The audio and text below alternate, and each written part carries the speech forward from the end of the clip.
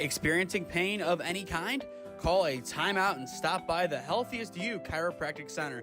There, Dr. Max or Dr. Stephanie will provide a top-tier adjustment. Then you'll unwind in their therapy room. Visit their website at www.thychiro.com or call 440-238-3338 and book an appointment today. The Healthiest You Chiropractic Center, keeping Strongsville pain-free since 2013. Looking to get in shape and join a great community? Look no further than CrossFit Strongsville. We offer classes taught by our amazing staff of coaches.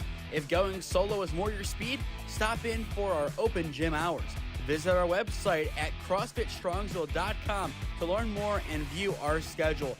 Visit our new location at 12608 Alameda Drive in Strongsville. Strongsville CrossFit, you're worth it. You deserve to be healthier and happier.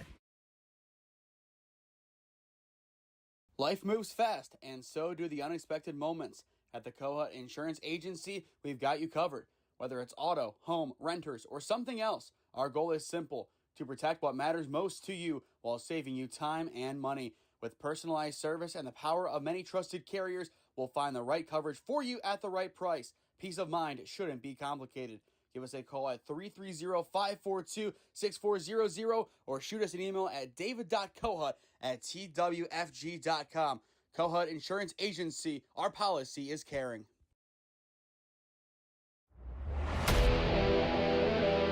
Yeah, thank you. I just want to say first, all glory to God. Without him, I am nothing. Power the shove, Neighbor Nation! We will see you on Saturday afternoon! Riley Meister gets the point! Back into left field. Say goodnight to that baseball. This is another one. It's back-to-back jacks for KSU Tuscarawas. He's the point, and it's alive. Hansen pushes it over. Unbelievable. We play on. It's blocked. We're tied. We're tied.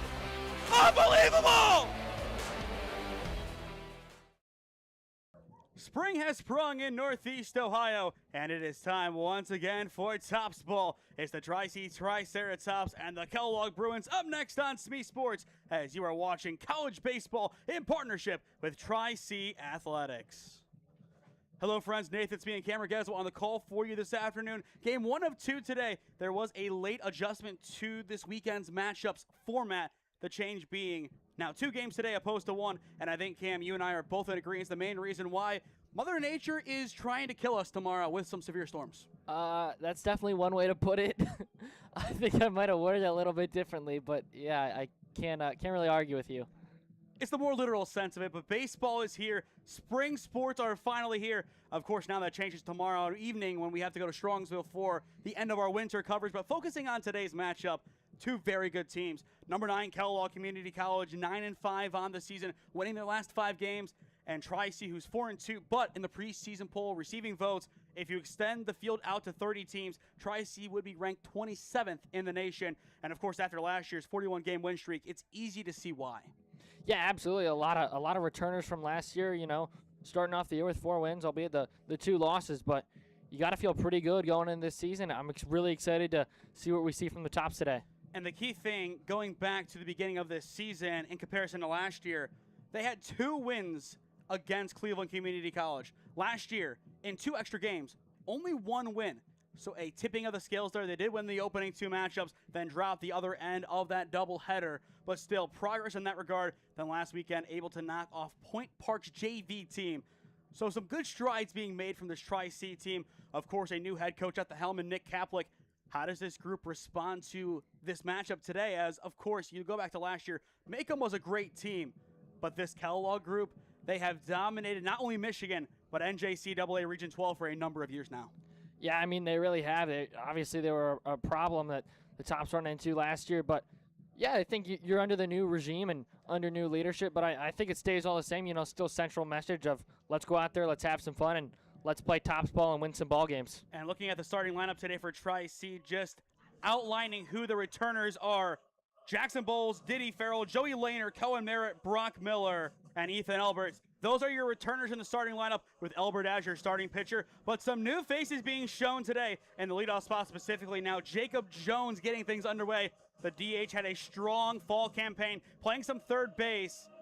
A 2024 grad of Reynoldsburg High School, took a year off, and now he is back into the mix, and he is ready to go for some exciting action. I'm excited to see him play. I know you and I both talked about him in the fall being an X factor for this Tri-C lineup.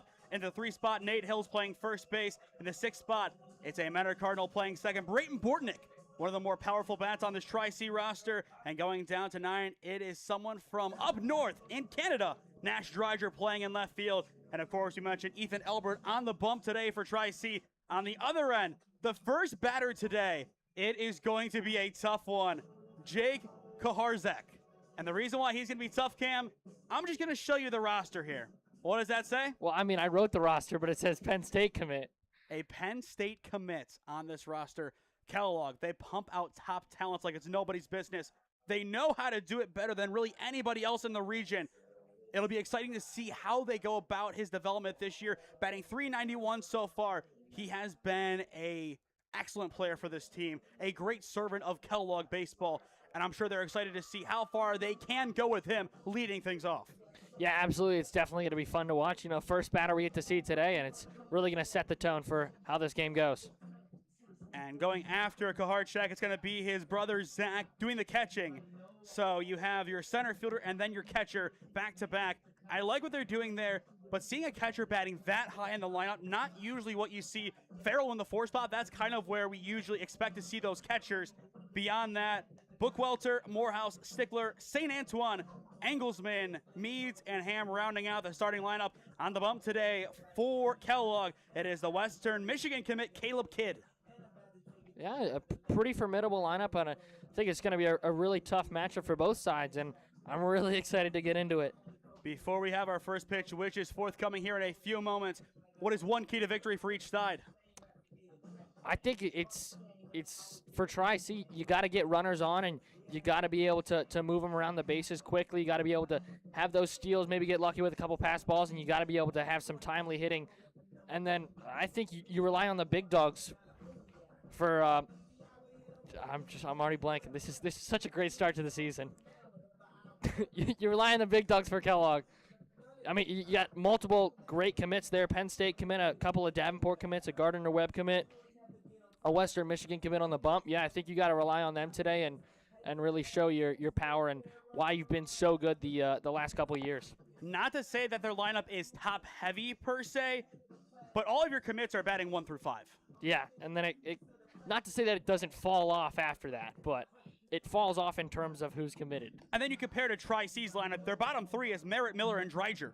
Miller and Dreiger have so much power, and Coe just knows how to run the bases so well. It'll be an interesting matchup to see, okay, does Kellogg strike here in the first inning, and then once it goes back to the bottom of the lineup, is that when Tri-C can take over? Yeah, it's how can Tri-C respond? I know a lot last year Tri-C was scoring in bunches early on, and it really put the other teams down and put them in a bad position early, and I'm sure they want to do some more of that today.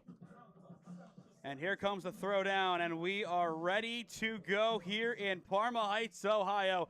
Time locally 3:58, and here comes the Penn State commit, Jake Kaharchek, a sophomore batting .391 on the year. He has been so good for this team, Cam, and he is, of course, going to be a player that we refer to a lot tonight. One of the biggest series on Tri-C's schedule this season, about to get underway. Albert's ready to go, so are we. And Top's ball is back. And in style, first pitch, a strike. 0-1 on the Penn State commit, Kaharchek. You can't have a better start than that, 0-1. Yeah. And, of course, for the Tri-C defense, getting used to the weather, this is about as nice as it is going to be throughout the entire campaign, even once you hit April and May. Yeah, I mean, typically it's like 30 degrees and it's freezing, and we got the heater on up here, and all of a sudden it's sunny and 75. Always a great spot to play some baseball. So 1-1 the count on Kaharchek. High chopper left side, and it's through for a leadoff single. The dream start for Kellogg Community College. And that is the key advantage of hitting on turf. Those high hops, you're really not going to see that anywhere else. Yeah, it's tough, and sometimes you're able to get away with them on offense, and the other time sometimes it bites you in the butt when you're on offense. So kind of just got to play the way it rolls. So now up steps Zach Kaharchek, the starting catcher for Kellogg. A sophomore as well, a Davenport commit, 1 of 3 in the starting lineup today. Again, first pitch strike from Elbert. Entering play today, Ethan, a 2-0 record in 2 games started, 7.1 innings pitched, 5 hits allowed, 7 runs, 5 of which were earned, 6 walks, and 11 strikeouts with a 6.14 ERA and averaging 13.5 strikeouts per 9. And you'll see as Tri-C goes into their bullpen or another starter in game number 2, this is a very strikeout-heavy team, a lot of boom or bust potential. And that's kind of how it was last year with a lot of those key guys, especially out of the bullpen in Mitch Harder and Banks Cox, both now Division I guys. Elbert's 1-1. High pop-up right side, gravitating towards the outfield. And it'll be called off at short and take it in for out number 1. Nice job tracking that one by Cohen Merritt. The sun is out, Cam. That is something we don't really say at this point in the season, but these guys are feeling it. Yeah, I mean, talked about it being sunny in 75. It's definitely more of the emphasis on sunny. Usually it's pretty cloudy and relatively easy to see the baseball, but not today. So now up steps Peyton Bookwalter, the sophomore from Edwardsburg High School, a Gardner Webb commit. So next year we'll be joining one of our guys from Holy Name and Harrison Frank. Albert once again, first pitch strike, 3 for 3 today.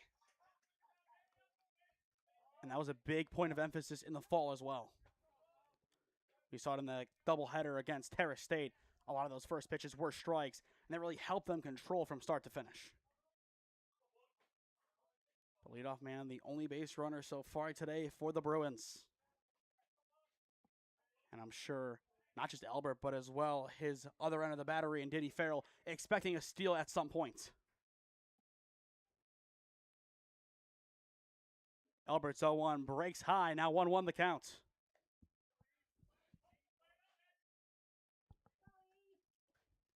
That one clocking in at 72. That's a nice thing about having the radar gun up here in the press box. So 1 ball, 1 strike the count on Bookwalter. Hard ground ball hit towards Merritt. Over to second in time. 2-1, a high throw, and it's not in time. Nearly a double play. But Bookwalter able to leg that one out, and there are 2 down at the top of the first. Well, it's always good, able to get the lead runner. Unfortunately, can't get the trail, the high throw, but still a good effort there. And Cohen Merritt, a good start to the ball game today. Of course, doesn't have his usual infield partner in the middle of Joey Lehner, who's now out in right field. It's Bortnick over at second base today, and again, going back to power, that is a good move for Tri-C. You still have Lehner in the lineup, but in the outfield, a lot of moving pieces. Figueroa, he had a lot of starts out there. He's now a PO for the most part. Pat Farrell, a corner outfielder again last year. Now back to catching. You have to fill those corners. And, of course, you have Jackson Bowles out on center field, who is a stronghold out there. First pitch just going to miss for ball 1. First pitch ball today from Ethan Elbert. I would argue the other way. Tap his head. No ABS. Unfortunately, not at the JUCO level No. yet. Eventually.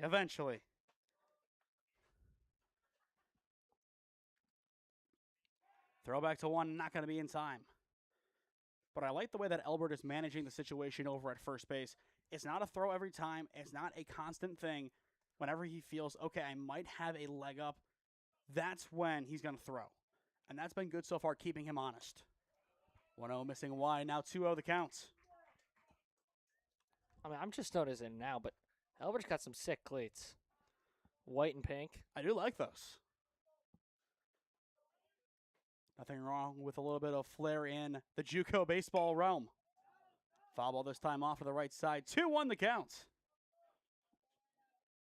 It is Tyler Morehouse, the third baseman, and Toledo transfer in the batter's box. Played his high school ball over at Gabriel Richard. And you'll see as we go through the lineups today, a lot of former Division I and Division II guys transferring down into the JUCO level to get some opportunities. 2 balls, 1 strike, the pitch. Foul back, even count, 2-2. For Tri-C in the bottom of the inning, it's Jones, Bowles, and Hill. The Triceratops, after a rocky start, allowing the leadoff man to get on via a single. They have locked down defensively, now trying to get out of the top of the first. 2 balls, 2 strikes on Morehouse.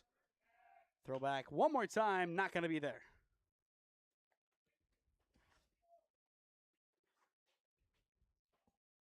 Got a beautiful day for baseball here at Tri-C.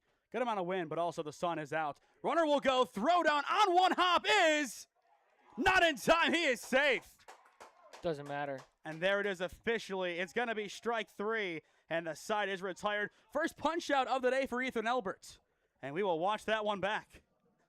A lot to break down there. I don't know if they called it a... Did they call it a punch out, or did he call him interference? We'll see.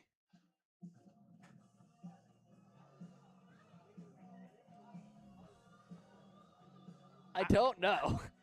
It's a gray area there. I don't know. He didn't... That's what I thought, but he kind of just pointed at him and... Up here, no definitive answer. We will look to get that when we return. Bottom of 1 upcoming. No score on SmeeSports. Experiencing pain of any kind? Call a timeout and stop by the Healthiest You Chiropractic Center. There, Dr. Max or Dr. Stephanie will provide a top-tier adjustment. Then you'll unwind in their therapy room. Visit their website at www.thychiro.com or call 440-238-3338 and book an appointment today. The Healthiest You Chiropractic Center, keeping Strongsville pain-free since 2013. Looking to get in shape and join a great community? Look no further than CrossFit Strongsville. We offer classes taught by our amazing staff of coaches. If going solo is more your speed, stop in for our open gym hours. Visit our website at CrossFitStrongsville.com to learn more and view our schedule. Visit our new location at 12608 Alameda Drive in Strongsville. Strongsville CrossFit, you're worth it. You deserve to be healthier and happier. After watching it back during the break, Cam, I think you and I are kind of in agreement. They did call it a swing. I think he called it on, like, the check swing, and I think it's a strikeout. I'm pretty sure. Until we have another answer, it's going to be a strikeout 1 on the day for Ethan Elbert. But down to the bottom of the first inning we go. No score on SmeeSports as Jacob Jones, the designated hitter, steps in to get things underway for Tri-C's offense. First pitch pops up into shallow left field. And this one will be called off and caught by the shortstop. An awkward out, number 1 for the Kellogg defense. And that's an out. An out is an out, and Caleb Kidd, the starting pitcher today for Kellogg, will definitely take that. A Western Michigan commit. So definitely plenty of power from his pitches, and going up against a guy like that is only going to make this Tri-C offense better and more battle-tested as this season goes on. Of course, this matchup does matter in the rankings, but in regards to conference play, it has no meaning. First pitch missing high, 1-0 the count. It is Jackson Bowles stepping in the batter's box for the first time this evening, batting .333 on the year. Kids 1-0 in there now, 1-1 the count. And his storied Tri-C career so far, 10 home runs, 64 RBIs. That is a stat from last year. And as well in the stolen base category, looking back to a year ago, 39 of 45. Only got caught 6 times. And if you look at some of these other guys for Tri-C this year, Cam, getting caught stealing has been somewhat an issue. 1-2 on Bowles. Kidd ready to go and delivers. And Bowles will live to see another pitch.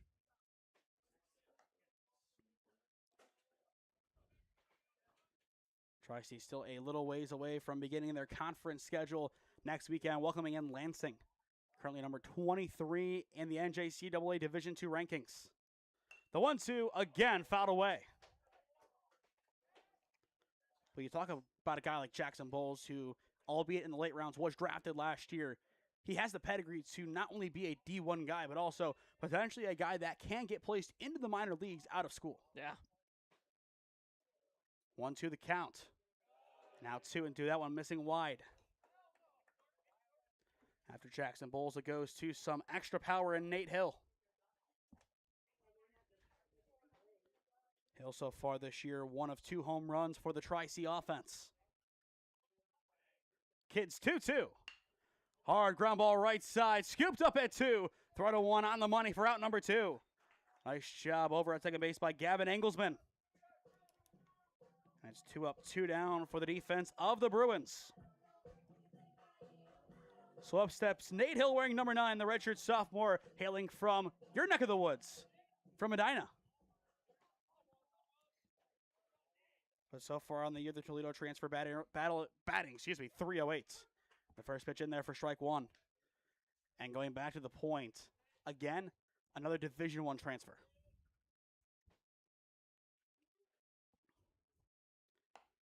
That one missing wide now, 1-1 the count. Looking forward to the top of the second inning. Stickler, St. Antoine, and Engelsman, 5, 6, and 7, due up for Kellogg. Kids 1-1.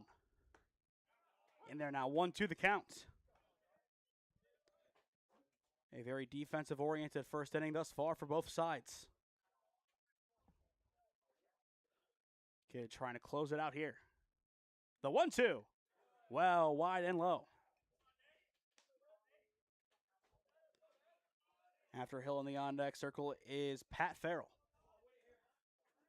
As we mentioned before, the catcher's batting really high in the order today for both sides. 2 and 4. Not really what we are used to seeing. Here's the 2-2. That one low, and we have a full count. First time today we have reached that mark. I feel like in a lot of Tri-C games we see it so often. Today so far, not so much.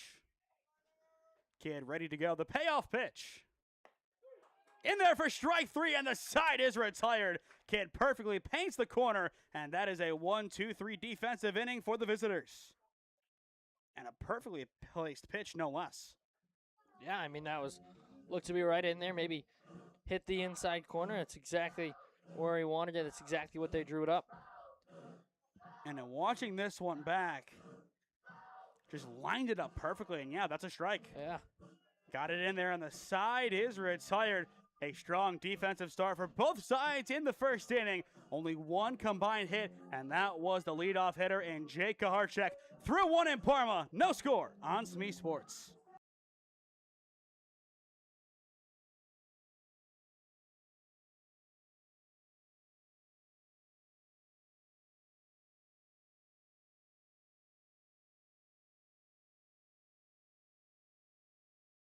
Life moves fast, and so do the unexpected moments. At the Kohut Insurance Agency, we've got you covered. Whether it's auto, home, renters, or something else, our goal is simple: to protect what matters most to you while saving you time and money. With personalized service and the power of many trusted carriers, we'll find the right coverage for you.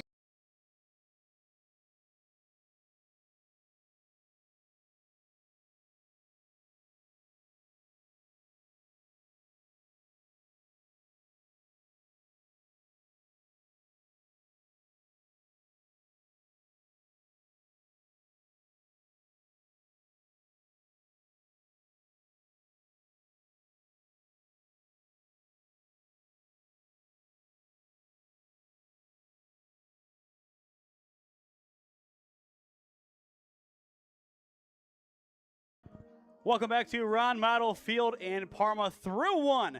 No score on SmeeSports as you are watching college baseball in partnership with the Tri-C Athletic Department. I am Nathan Smee. Alongside me today, Cam Ragazzo. Defense, defense, and more defense. Yeah, I expect to see a lot more of it, especially as the game goes on in Game 1 here and in Game 2. Albert right back to his best. Strike 1 swinging. He has had a strong start to his time on the mound this afternoon. It is Jake Stickler, the first baseman, stepping in for the first time today. A Davenport commit. This time, Albert misses inside and going back to the pitch that ended the bottom of the first inning. Very similar placement. Yeah. Count even 1-1. Albert's pitch. Well inside again, now 2-1. When looking at this Tri-C lineup, not just guys from Cuyahoga County, but some surrounding areas. Albert, one of those exceptions to the Tri-C rule, as he is from Midview High School over in Lorain County via Grafton. Swing, and did he get a piece of it? I don't think so. I think swing and a hefty miss, now 2-2. Either way, it's 2-2. Either way, it's a strike. That's what matters. Albert and Cade each with one punch out today. Albert looking for his second. The 2-2. Fouled away. Stickler, a sophomore, played his high school ball over at Allen Park High School. And unlike Tri-C, I would say 95% of these guys are from Michigan, if not 100%. Tri-C, a couple of guys from outside of Ohio. 2-2 again, sent in a shallow left center field. And it is a parade to try and get there. And there's the diving snag out and left. What a play by Dreiger. I did not think anybody was going to get there. What a job by Dreiger out there and left. Well, Cam, Topps ball is back. Yeah. Watch this one back on the replay. That's impressive. Yeah, full extension there. And unfazed. So 1 up, 1 down on a really heartbreaking out for Stickler. And here comes Justin St. Antoine. Swing and a miss now. 0-1 the count. Ethan Albert, what a start to this season. And with some of those guys that we talked about earlier, Banks leaving, Mitch leaving, somebody had to step up so far. It's been Ethan Albert. Barely missing on the outer edge. Now 1-1 the count. It's a close one. I'm sure he'll want to live out there all day long, see if he can snag a few. The 1-1, hard grounder left side. This time picked up by Brock Miller. His throw across the diamond is in time. 2 up, 2 down. Strong defense yet again from Brock Miller. And he's another one of those great Lorain County guys back in the day for Keystone High School. So as St. Antoine is retired, Engelsman will step up for the first time today. Another sophomore, just like Tri-C, this group experienced. And it's the weird thing about JUCO. You see a sophomore and you think, okay, a lot of time left. Sophomore is the equivalent of senior. Freshman is the equivalent of junior, I guess. Do we want to do it that way? Technically, yeah. One of those weird anomalies of covering JUCO baseball, then going right back to, in our case on Sunday, USCCA with KSU Tusk. The 1-0, hard grounder right side, and this one's through. A 2-out single for Gavin Engelsman. And Kellogg will have their second base runner of the afternoon. And perfect placement, an absolute rope off to the right side. No chance to get there. Yeah, I mean, that's just, sometimes you just outplay the defense already. Kellogg with 2 hits to Tri-C's none. And the Triceratops will sign up Farrell, Lanner, and Bortnick, the middle of their order, to try and change that in the bottom of the inning. First pitch from Albert, not going to be there. 1-0 the counts.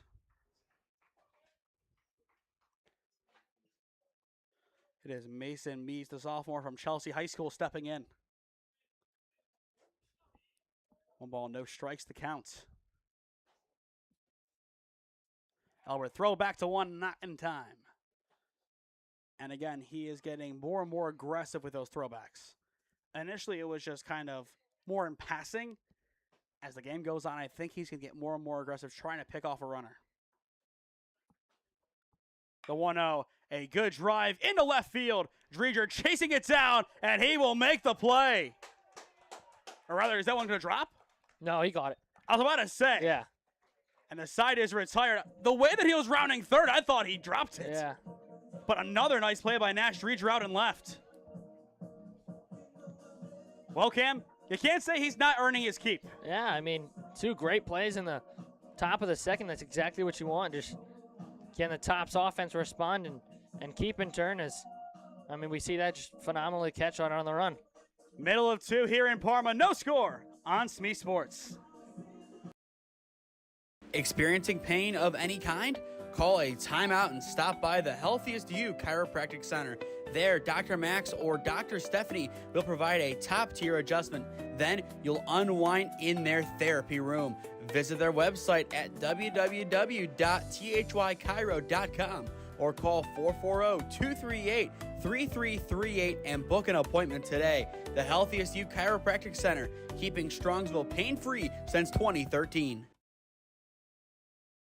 Looking to get in shape and join a great community? Look no further than CrossFit Strongsville. We offer classes taught by our amazing staff of coaches. If going solo is more your speed, stop in for our open gym hours. Visit our website at CrossFitStrongsville.com to learn more and view our schedule. Visit our new location at 12608 Alameda Drive in Strongsville. Strongsville CrossFit, you're worth it. You deserve to be healthier and happier.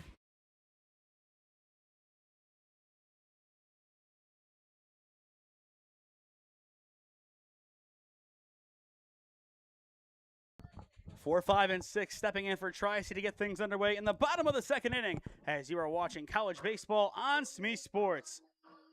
Here he comes, the starting catcher today, Pat Farrell. Once again, going back to last year, we saw him a lot in the outfield, played catcher for North Royalton during his high school days, and now he's making the move back to where he started. Kid's first offering breaking in there for strike one. Going into next year, Pat Farrell finding himself a home at Ashland in the Division II level. And that'll be a great spot for him to be. Of course, given how good the pitching talent is at Ashland, that'll be great for him to work with them as a catcher. And with his bat as well, it is key as he has a leadoff single. First base hit of the afternoon for Tri-C. It's exactly what they want to see, and finally getting a base run on the board. Let's see if they can't do something with it here. And he's been hot so far this year, batting .400 now, a little bit higher with that base hit added on. 3 RBIs as well, but the key thing here with a runner on, he's 1 for 3 stealing this season. He has to be careful. He cannot get caught out here. Yeah, especially when it's your first run of the game, you know. Big lefty on the mound, too. From .400 to still a very good average of .357 in Joey Lehner, the sophomore from Stowe Monroe Falls High School. First pitch on the inside corner for strike one. But this is really where the danger zone of this Tri-C offense can really break out. We talked about the top heaviness of Kellogg's offense. Even the guys that we saw down the stretch in the top of the inning, they can swing it. Everybody on both these rosters can swing it quite well. But Tri-C maybe just a little bit more firepower as the names go down. I think a balk called. Man, I miss baseball, Cam. Yeah. Baseball is nothing without the balk call. Yeah, I mean, you got, oh, what's this foul? What's that? Ah, it's just a balk. Yeah, move that runner over. Now in scoring position. And if you're Joey Lehner, that makes your job here a lot easier. So far on the year, 3 RBIs. He wants his 4th. The 0-1. Lehner, ground ball left side. Diddy trying to leg it out to get the third. He will get there. Throw to 1 is low, but in time for out number 1. A strong throw across the diamond from Ham. But just like that, the opening run is 90 feet away from scoring. I was going to say, you put yourself in a great place here. You have an out to spare and try and get him home here. And here comes Braden Bortnick batting .400 on the year. He has 3 RBIs as well and 1 triple. This is the power of the Tri-C lineup. If he can just get this one into the outfield, even on a fly, Farrell can probably score on it. But at least last year he did show some hesitation. That was him and really Miller. At third, they did hesitate to try and take home on a sac fly. The 0-1, well outside, evening things up. And just kind of based on the setup here of the corners, they want to cut off that run at home. Yeah, they're trying, especially, you know, it's a good ball game already. They think it's going to be low scoring, and you got to prevent any run possible. And that's a hard 90. Put him at the corners. And that'll set up Cohen Merritt, the shortstop. So first and third for the Tri-C Triceratops. Right now, it's a tough one here. If you're Kaharchak behind the dish, do you call time and talk to your pitcher? Yes, he will. I was about to say, I think you kind of have to here. This Kellogg team not used to playing from behind, but you go back to last year's tournament game, they did beat Tri-C 13-9 because they had 8 unanswered runs in the middle of the game. Tri-C got off to that hot start. It's not necessarily deja vu, but if you're Kellogg, you want to avoid having to put up 13 to win this game. Yeah, and if you're Tri-C, you're trying to do exactly what you did, especially in the early innings. Try and pour it on and make this one a really difficult one to come back. You know, obviously not giving up the runs in the later innings would also help you do that, but you got to start somewhere, and you got to start pouring on here in the second inning. And Tri-C is one of those teams that says, hey, you can score 10, we'll score 12. Yeah, I mean, we saw it a lot last year. I mean, all of a sudden they would just start pouring it on in one inning, and game would be out of reach by then, but Shout out the pitchers on Aux today. oh yeah, it's great. It's always a fun time here at the Mont. It always is. Yeah. But first and third here for Cohen Merritt. The sophomore played his high school ball at Bella River High School, batting 200 on the year, but with 7 RBIs. In other words, he has been a cleanup crew on the bases. First pitch wide for ball 1. And oh, by the way, if you get him on the base path, look out. Yeah. After Cohen Merritt, it goes to Brock Miller and Nash Dreger. So just when you think you've dealt with the power, you haven't at all. Merritt tips that one foul. Now 1-1 the count. A hefty swing as well, maybe swinging out of his shoes a little bit. Yeah, good off speed there. A nice time to go with it, and he just got on top of it. Tim Carter would like that. Get on top of the ball. Shout out the old Holy Name head coach from a few years ago. I do remember that from practice, hearing that so many times in the combined practices. 1-1 runner goes and fouled away by Merritt. That'll But be a in play. chance. It'll be caught. Farrell, he will tag, and he will score. It's a sac fly for Cohen Merritt, and Tri-C is on the board. In the end, it works out perfectly. Yeah, it's exactly what you, not exactly how you draw it up, but a run's a run. You're able to get him across a deep foul sac fly, but a sac fly nonetheless. And as I said moments ago, batting 200 on the year, right now you put him in a spot as the cleanup man. That's where he can make his money. That's his 8th RBI of the season. And here comes Brock Miller. Plenty of great swings here last year. Looking ahead to the top of the 3rd inning for Kellogg. It's Ham, Kaharchek, and Kaharchek again. It'll be Jake, then Zach at the top of the order for Kellogg the second time around. 1-0 count on the righty Miller. Outside again, now 2-0 the counts. And there it is. Now that they have some run support, the Tri-C dugout getting vocal. You love to see it. Trying to get in the pitcher's head, rooting on your teammates, it's a great thing to see. This Tri-C team plays their best when the bench is involved. Throw down here on the strike is not in time, and it's an easy stolen bag for Bortnick. First stolen base of the afternoon, and another runner is in scoring position. And a favorable 2-1 count for Miller. Yeah, he's probably going to get something he likes here and going to be able to hopefully pull it and drive it a long way. Or in that case, just take it. Or not. So a 3-1 count, Dreger awaiting in the on-deck circle.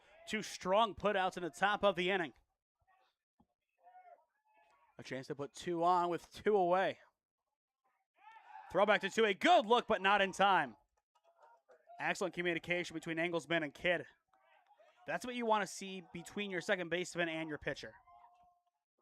Doesn't necessarily need to be ball, which obviously gets rid of the element of surprise, but some other cues that you can use, and that was a great example of it. Here's the 3-1, again up and out, and that'll put 2 on for Nash Dreger. Second free pass of the inning. The first one the hard way, this one the easier way.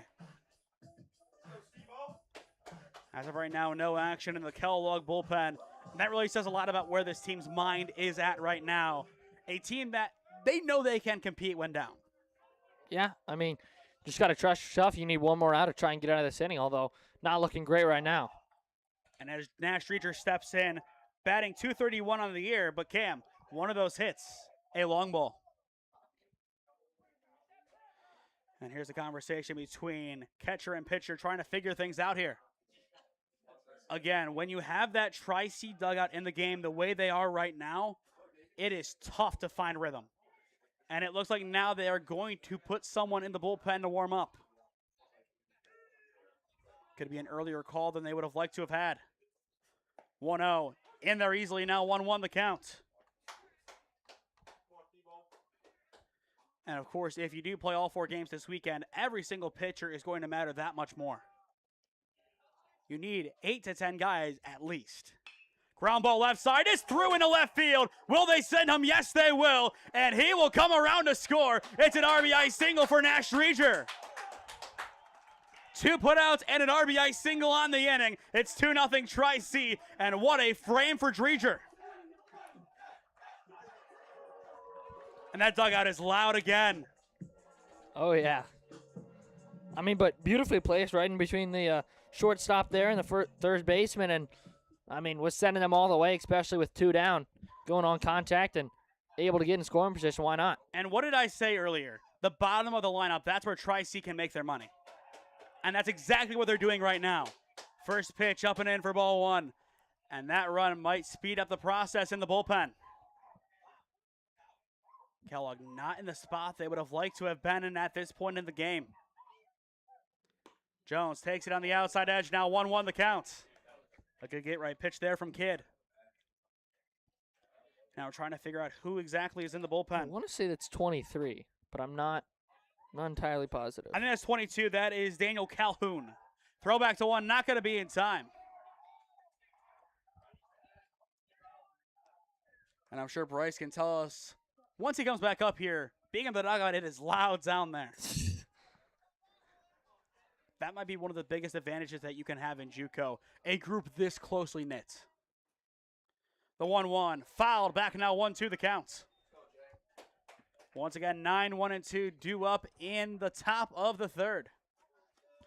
But a strong second inning for Tri-C. 2 runs scoring so far. Miller over at second, Dreger over at first for Jones.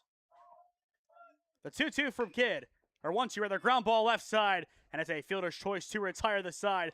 Miller no chance to get over there, but a strong showing from Tri-C's offense, plating 2 through 2 in Parma. It's the Tops up by 2 on SmeeSports. Life moves fast, and so do the unexpected moments. At the Kohut Insurance Agency, we've got you covered. Whether it's auto, home, renters, or something else, our goal is simple: to protect what matters most to you while saving you time and money. With personalized service and the power of many trusted carriers, we'll find the right coverage for you at the right price. Peace of mind shouldn't be complicated.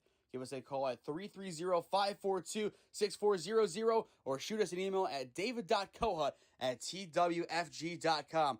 Kohut Insurance Agency, our policy is caring. Experiencing pain of any kind? Call a timeout and stop by the Healthiest You Chiropractic Center. There, Dr. Max or Dr. Stephanie will provide a top-tier adjustment. Then you'll unwind in their therapy room.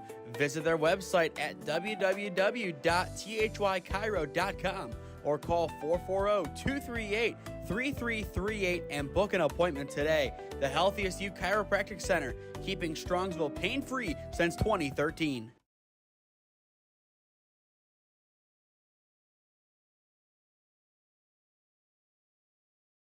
A strong start for Tri-C here at Ron Mottl Field through 2, up by 2 on SmeeSports. Once again, I am Nathan Smee. Alongside me this afternoon/evening. Once we get to that point, it's Cam Ragazzo. What a start for Tops ball.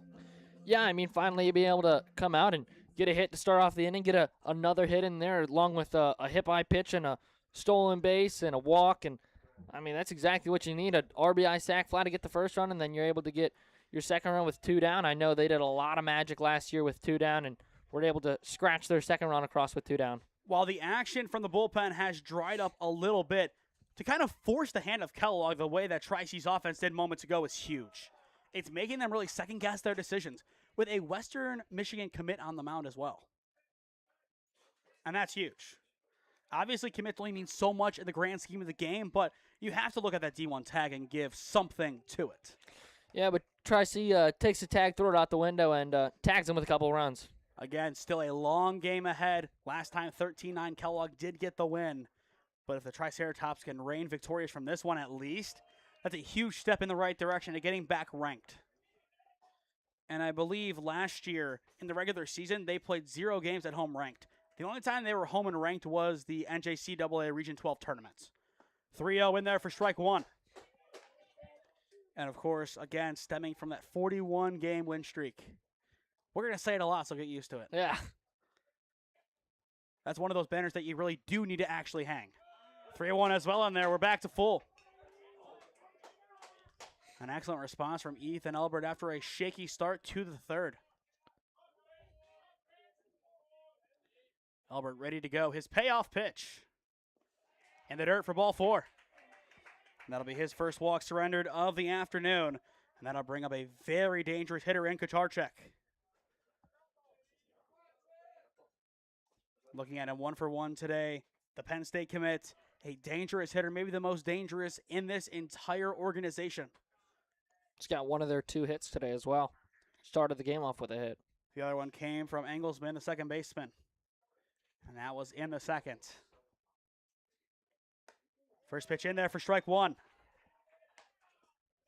So far, Kellogg has had 3 total base runners, 1 in each inning. And that's how you consistently get on base. Entering play today, a .459 on-base percentage. So kind of in line with what we're expecting from them. But at the same time, I think we would have expected maybe just a bit more. First time around .333 to do the actual average on the fly. Throw back again, not in time, but a nice pick over at first base.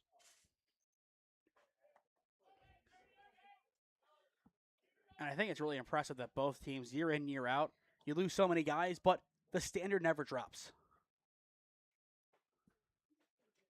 0-1. Gonna miss high, evening things up. Unlike a 4-year university, it's freshman and sophomore, and then you're gone. Yeah, you're in, you're out. I think these guys know they got to come here and work hard and try and get to a better place than when they came in, and I think everyone's really bought into that mentality. Throw back again, 0-1, not in time. And, of course, as it is March, I think a lot of people are going to compare this to college basketball. Oh, you have guys who are in there for 1 year and then go to the league. The difference is a lot of your guys stay there all 4 years. You only have 2 here, no matter what. Some guys are only there for a fall. The 1-1, top corner, perfectly painted. Now 1-2 the counts. One of Elbert's best pitches of the afternoon thus far. I don't think you're bought into that one, Cam. I'll take it. 1 ball, 2 strikes. Elbert looking for strikeout number 2 on the afternoon. Throwback to 1, not going to be in time. And you can just see the taunting over at first base from Ham, trying to get that throwback to go wide. And I think after 1 had to be picked, your mindset has to be, okay, the mistake is coming. And that's where his head is at right now. Here comes the 1-2, and a deep drive to left field. And it's going to go well, foul. But a nuke nonetheless. Yeah, they're lucky that went 1 foul. I mean, that was, threw him an inside pitch. He did not miss it. I can't even really tell where that one landed. Over the fence. Well, but foul. Oh, yeah. The 1-2. And that one, he lines it up perfectly deep to left. This one's fair, and this one's gone. We're tied at 2. He wasn't going to miss it twice. Well. That one indeed is not a long strike. That one is a long gone. A no-doubter. Once again, welcome back to baseball season. Jake Kacharczyk, committed to Penn State, you say? I wonder why. No wonder about that one at all. What a start to the inning for Kellogg. As we said, Cam, they're used to the adversity. They know how to answer. And here comes Zach Kacharczyk. First pitch breaking in there for strike 1. It was bound to happen at some point that he was going to get a hold of a baseball like that. Especially when we saw the prior pitch. I mean, him launching one out there, just foul. And that is their 12th home run in 15 games. And now it's the other Kacharczyk with a gapper. Hitting it towards right center field. He wants 2, and he is going to easily be in there. The Kacharczyks combining for 6 total bases on back-to-back swings. And the go-ahead run just like that is in scoring position for Kellogg. And I think that really just takes the wind out of Tri-C sails easily. Yeah. Now that'll bring up Peyton Bookwelter, the left fielder. 0 for 1 today as he grounded into a fielder's choice. But none down here in the top of the 3rd inning. Kellogg changing the narrative of this game. Runner fakes the break, and there is strike 1. But I like the activity behind the dish from Farrell. Even though he didn't officially go for it, you have to be ready. Anytime you see a break like that or a big secondary, as a former catcher, you have to know, okay, there's a chance he goes. And you can't be caught flat-footed when that happens. The 0-1, a good drive into left center field. Dreger trying to track it down, and it's over his head. And Kellogg will take their first lead of the ball game. It's an RBI double for Peyton Bookwelter. Walk, 2-run bomb, double, RBI double. Kellogg is here. Yeah, back-to-back-to-back extra base hits. I mean, they're dialing up the power here, and that's exactly what you want to see for the Bruins. And still nobody down in the top of the third inning. This is how you respond. And they are far from done if this start is any indication. And now Tri-C, they're going to have some action in their bullpen. Ground ball chopped down the third base line, but foul. They have figured it out, and then some. And now we try to see who is actually in the bullpen for Tri-C. And of course, we're in that perfect spot where we can't necessarily see a jersey number. Well, because there is none on that one. Okay. The 0-1 nearly hits him. Some season's greetings from Ethan Elbert. I do have a strange feeling that that one was supposed to break a little bit more. I just released it a little bit too early. And this is where if you're Farrell, you really have to call time and settle down your pitcher. Fouled off to the right side, now 1-2. And I would have honestly done it after the home run. Yeah. Because that one mistake, the walk, it has snowballed into 3 runs. And still no outs. You can't have it snowball any further. Going down by 2, pretty much off the table here for Tri-C. 1 ball, 2 strikes. Elbert trying to get a get-right pitch.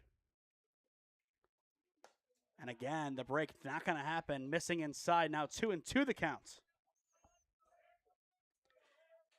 And again, going back to Farrell, the off-speed really kind of off the table right now. At least the breaking ball is. That really limits what you can do here with Elbert. The 2-2, hard grounder right side, and it's through past second base, and they're going to wave him home. Bookwelter trying to come around, and he will easily score. An RBI single for Tyler Morehouse. Make it 4-2 Kellogg. 4 consecutive hits here for the Bruins. Yeah, that one finally not an extra base hit, but it will bring home another run. And time has been called. Tri-C wanting to talk things over on the mound. And I think a lot of this is just going to be simply buying the new pitcher some time. But just a strong ball hit towards Bortnick. Not obviously going to be an error, but it did hit off of him. It's really a tough break right there for Tri-C. That strong bottom of the second inning. But just like the meeting in Michigan, Kellogg goes down and rallies. Yeah.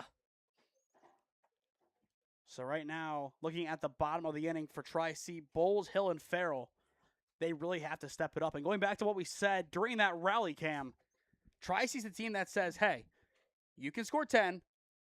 We're just going to turn around and score 12. They might actually have to score 12 today. And right now, obviously, we do it for basketball, but a magic number of runs, do we have that? Or is it just going to be some outlandish number at this point, just given the scoring that we have seen as of late in the last 15 minutes? Well, I mean, 4 in the 1 inning, and we're still 0 outs, so. Bunt being shown here to get back to the action. Runner, he will go, and it's a deep drive to right field. Another moonshot, and this one is gone. Another 2-run bomb, this time for Jake Stickler. Make it 6-2 Kellogg. There's a reason why they are top 10 in the country. And the bleeding just won't stop. From the top of the order down, 2-run homer, double, RBI single, 2-run homer. Yeah, it's not ideal. And Kellogg firmly in control with none down. It's 6 runs without an inning designation. Technically, if we're going to go nerdy in the stat book cam, it's 6 runs in 0.0 innings. Which is absurd. 7 hits in 2 innings. Albert back to work. This one a pass ball.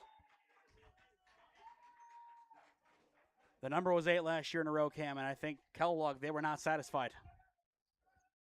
But in the meantime, as a new pitcher warms up, what has to change?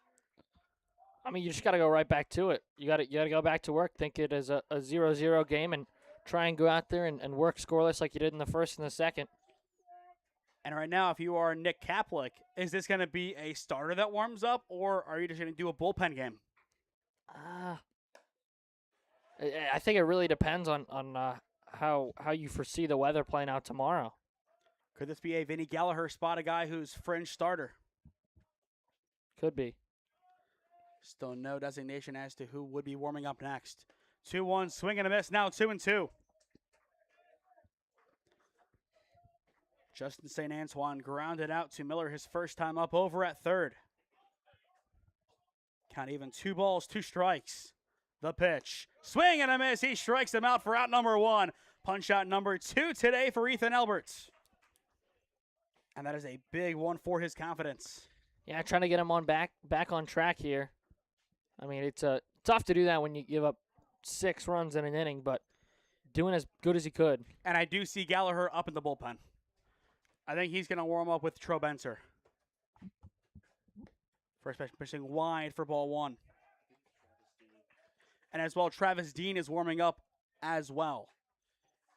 And could this be a point where we see a full battery change? I don't think so, but I don't think so. It's worth mentioning it depending on pitching styles. Fly ball left side, foul. Now 1-1 the counts. So it goes from Kellogg rapidly trying to get somebody ready to go to still now warming somebody up to try see going full 4-alarm emergency. Trying to warm up as many guys as possible. The 1-1, hard grounder hit towards Merritt at short. His throw across the diamond is low, but in time for out number 2. A nice stretch and scoop there from Nate Hill. And that'll retire Engelsman. So after a rocky start defensively, it's 2 up, 2 down. And that'll set up Mason Mees, the 9th hitter of the inning. And the on-deck circle is Ham, who got everything going with a leadoff walk. First pitch in there for strike 1. Once again, 2, 3, and 4 for Tri-C in the bottom of the 3rd inning. Bowles, Hill, and Farrell. As well for those playing along at home, 13 home runs now on the year for Kellogg. 0-1, just going to miss, evening things up.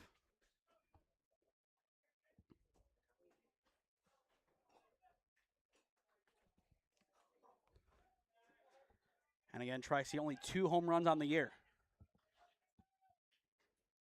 Alberts 1-1. Hard grounder left side, picked up by Miller on the 1-hop. His throw across the diamond is high. Hill will apply the tag, and the side is retired. He has been a stronghold at first base so far this season, but now plenty of work for Tri-C's offense to have to do, allowing 6 runs in the top of the 3rd. Let's break this down, Cam. How impressive has this offense of Kellogg been? Very. I mean, it feels like that just came out of nowhere. I mean, obviously we know the power, but a walk, foul home run turns into a home run and blasted over the left field wall on the next pitch, and then double, single. Why not another home run? For the neutral, they're loving this. Baseball is back. Middle of 3 in Parma. It's the number 9 team in the nation, up by 4 on SmeeSports. Experiencing pain of any kind? Call a timeout and stop by the Healthiest You Chiropractic Center. There, Dr. Max or Dr. Stephanie will provide a top-tier adjustment. Then you'll unwind in their therapy room. Visit their website at www.thychiro.com or call 440-238-3338 and book an appointment today. The Healthiest You Chiropractic Center, keeping Strongsville pain-free since 2013. Looking to get in shape and join a great community? Look no further than CrossFit Strongsville. We offer classes taught by our amazing staff of coaches. If going solo is more your speed, stop in for our open gym hours. Visit our website at CrossFitStrongsville.com to learn more and view our schedule. Visit our new location at 12608 Alameda Drive in Strongsville. Strongsville CrossFit, you're worth it. You deserve to be healthier and happier. Welcome back to Ron Mottl Field, bottom of the 3rd inning, 6-2 your score. The number 9 team in the country, the Kellogg Community College Bruins, in control on the SmeeSports YouTube channel. Once again, I am Nathan Smee. Alongside me today, Cam Ragazzo. Baseball is back. The home runs are back. It's beautiful. Yeah, it's great. It's great. I'm sure Tri-C guys in the box would want it to be for Tri-C. Let's see if they can't get it going here. I think they're just happy they're not in winter coats right now. That's true. Can we confirm? Yeah. The Peanut Gallery indeed can confirm. Bulls takes first pitch in there for a strike, a lower strike than may be expected. 0-1 the count. This is a big head-up inning for Caleb Kidd, allowing 2 runs in the bottom of the second inning. How does he respond? The 0-1 misses that time. Very similar placement. I feel like we've seen that a lot today where one pitch is called a strike. Very similar spot. Opposite call. 1-1. That time it's there. Yeah. Let's flip a coin, shall we? Yeah, I mean, pretty I don't much. hate the strike call either, though. I think it's a strike all 3 times. But if you're going to call, you got to call it the same all 3 times. Here comes the 1-2. Goes for it again. That time a clear-cut ball. Yeah. But I don't hate that at all from Kidd.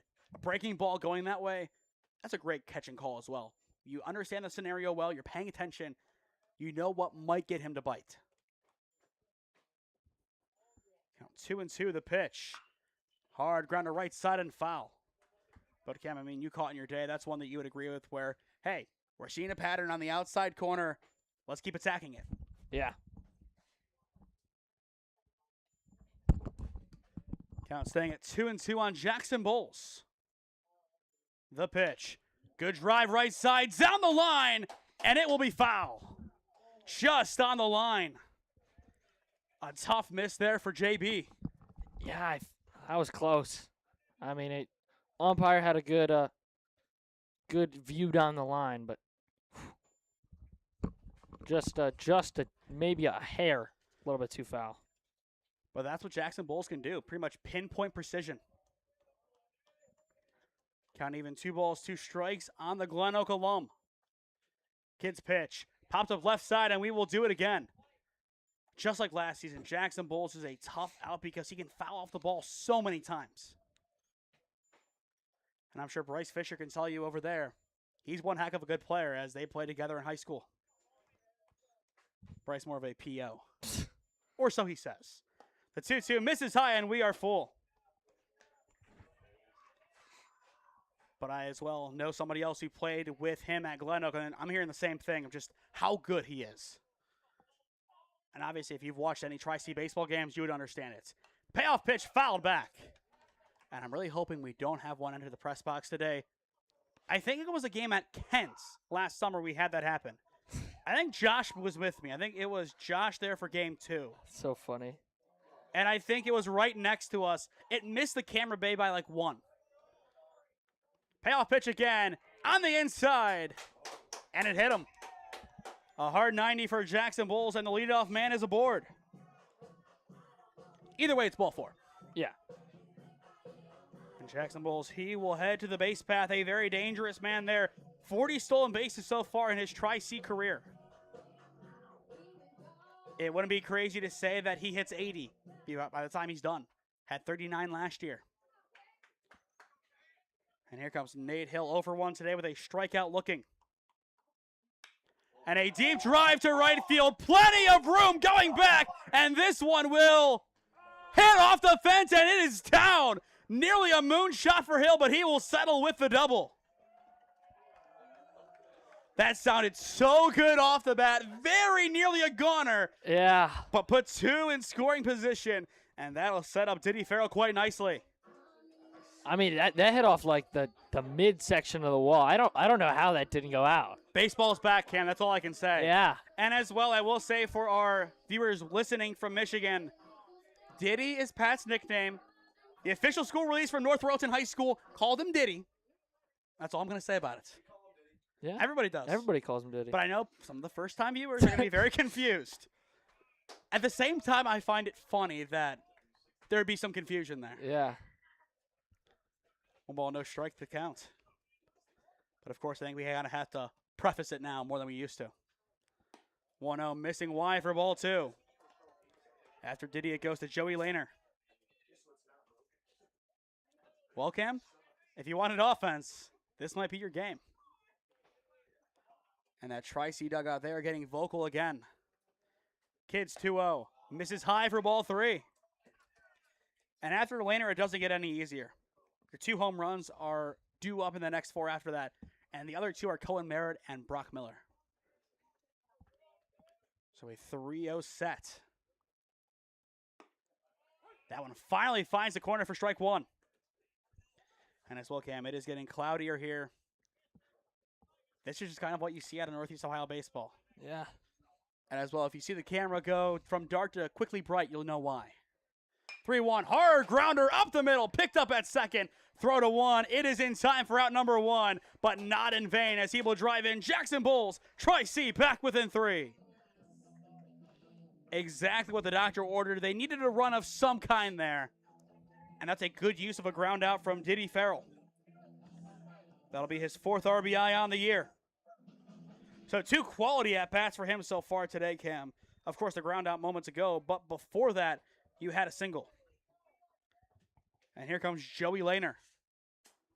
First pitch on the outer edge for strike 1. Get one more in here, make it 6-4. You're not in a bad spot then going forward. But of course, this is only a 7-inning game. You have less time to work with than usual. 0-1 in there for strike 2. But still a great test, no matter the result today for Tri-C, to see where they're at when it comes to their goal of making it to Oklahoma for the College World Series. The 0-2, good drive down the right field line, and it is down. It's an RBI single for Joey Laner, and the Tops are back within 2. Perfect placement down the line by Laner. Yeah, that'll work. And here comes Braden Bortnick. So 6-4. Even more so, that cushion that was established by Kellogg looking more and more important. Yeah, all of a sudden, Tri-C's 1 swing away from tying this one up. And we know they have the power. That one won't do it. It's a bunt on the left side. Throw down to first on a 1-hop. It's through, and he is safe. Put 2 ducks on the pond. But that'll do the trick. Yeah, it's kind of ironic how we're talking about the power, and all of a sudden, first pitch, he lays down the bunt. But, you know, he's able to get on by any means necessary and help his team out and keep flipping the order over to the next guy. And here comes the speedster, Cohen Merritt. Merritt, a sacrifice fly back in the 2nd inning, and time has been called. Could this be the call to the bullpen? I don't think it will be, but it definitely could. I mean, he is getting hit around here a little bit. And I just heard we're going to have some great music up here. Oh, no, he will. And there it is. You got to love it here at Tri-C.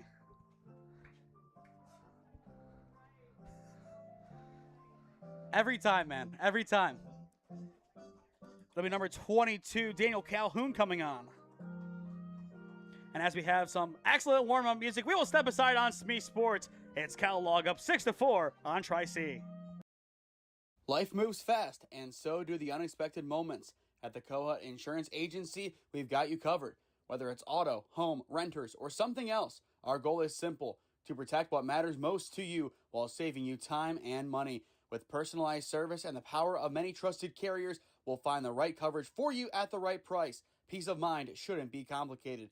Give us a call at 330-542-6400 or shoot us an email at david.kohut@twfg.com. Kohut Insurance Agency, our policy is caring.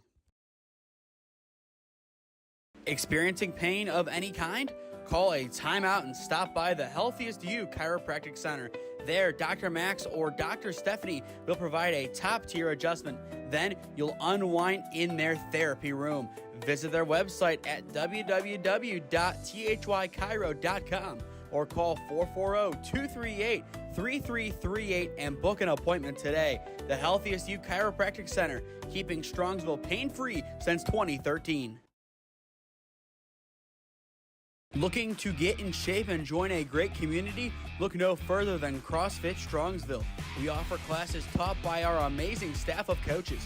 If going solo is more your speed, stop in for our open gym hours. Visit our website at CrossFitStrongsville.com to learn more and view our schedule. Visit our new location at 12608 Alameda Drive in Strongsville. Strongsville CrossFit, you're worth it. You deserve to be healthier and happier. Welcome back to Tri-C's Ron Mottl Field. The call to the bullpen has been made by Kellogg. Daniel Calhoun, the sophomore, now on a shove for the Bruins. And a great start. It's 6. It's 4.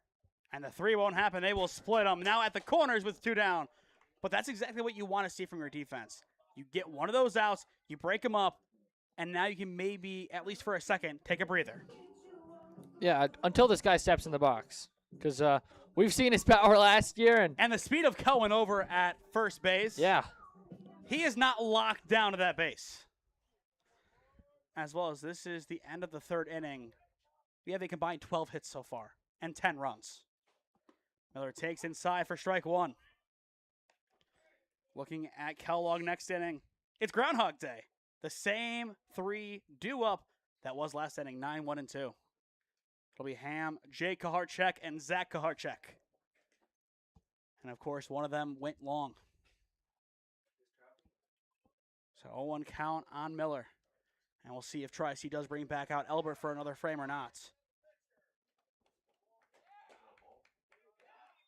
Okay, it's a ball. What exactly was called? Pitch clock? Wow. Again, Cam, baseball is back when you don't understand the calls. Yeah. Definitely a weird one. And I think now the head skipper over at Kellogg, he wants an explanation. Just don't think he was engaged in time. But Eric Lasovsky, he has done a great job over at Kellogg, building a perennial contender. So 1-1 the count. The call will indeed stand. Throw back to 1, not in time. But that's the right idea from Calhoun. You understand Cohen's speed. You've watched the film, I'm sure. You have to keep him honest. And now he will go, and that one is fouled away. Count 1 and 2. And I think pretty much from here on out, Cohen, he wants to get that jump, and he's going to take off whenever he feels ready again. Down by 2. A single scores 1. Depending where you place this, even if Miller himself doesn't leg out a double, Merritt can fly around the bases. The 1-2 missing inside, and we are even. But that umpire, he has established the inside strike a lot today, and we are seeing both parties just go after it constantly. Throw back again to 1, not going to be there. Count stuck, 2 balls, 2 strikes. Kellogg up 6-4. Merritt, he will go. Pops up, foul. So as of late, when Merritt breaks, Miller makes contact. Yeah. See if he can't get one in play when he breaks. Easier said than done. Against this pitching staff as well. Easier said than done. As well, time locally 5:02. We are officially over an hour in. Good hit up the middle. It's off the pitcher's glove. Play over at 2 is in time. And it's an unorthodox 1-4-6 put out to end the inning. Wow. That looked too much like MLB The Show. Yeah. But a great play nonetheless. Calhoun knocking it down. If he didn't get a glove on that, an easy RBI single for Brock Miller. Wow. I just kind of lost that one in the stratosphere. Still could have been a great opportunity for Tri-C. In the end, they will not get the extra run insurance. Down by 2. Not in a bad spot, and we'll keep it here during the break. What do we think of that inning? Of course, the top of it tough, but a good response from Tri-C. Yeah, you're able to claw 2 back, and, you find yourself 2 back now, but definitely a productive inning on offense. Obviously got some things to clean up, but, not a horrible inning. It goes, you let up 6 runs without getting a single out, and all of a sudden you lock in and you get 3 straight outs, and Ethan Elbert back here on the mound and trying to do the same thing he did last time and forget about the first 6 and trying to come out and get 3 quick outs and get his team back up to bat, see if they can't tack on another 2 and tie it up. And, of course, he knows One mistake, he is probably going to be taken out of the game. And I think it's going to be, if there's a walk or if this leadoff man is on, he's done. You can't have him go up there against Kaharchik again with a man on. Yeah. You really can't put anybody out there against Kaharchik just based on the way that he hits the ball. But you have to. Just walk him. I don't. I mean, you could. I don't see that happening. I mean, you could for sure. I just don't really see it in Tri-C's wheelhouse to say, you know what, we are just going to take the intentional walk and go from there. Albert and company back to the action as that one is going to be out of Diddy's glove. 1-0 the counts. Ricky Ham, a 3-0 to begin his last at-bat. Got it back to full and then walked. And that, of course, was the catalyst for the big inning for Kellogg in which they played at 6. Albert's 1-0. Hard chopper left side. Miller fielding that one cleanly. His throw across the diamond in plenty of time for out number 1. Nice job there getting a clean read from Brock Miller. So many hard hops over there today. Yeah. Able to pick his hop, though, and quick out number 1. And the last 3 outs dating back to last inning have come from the left side of the infield. You had Merritt having out number 2 in the 3rd, and then outs 3 in the 3rd, and 1 in the 4th have been Brock Miller. So 1 up, 1 down as here comes Jake Kaharchik. First pitch low in the dirt for ball 1. But so far today, 2 for 2 with 2 RBIs via the 2-run bomb. And it was a really nice swing as well. Yeah. So far, 2 home runs in the matchup for Kellogg. Albert's 1-0 up high, missing. But pitching around him is not necessarily the worst idea.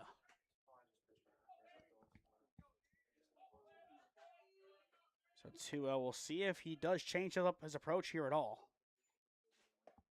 And that one breaks in for strike 1.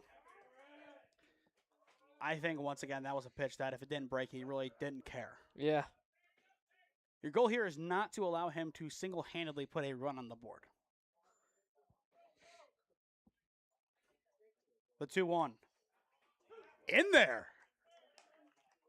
On the top of the strike zone, now 2-2 the count. And now all of a sudden, from being maybe a little bit more reserved, it goes to attack mode.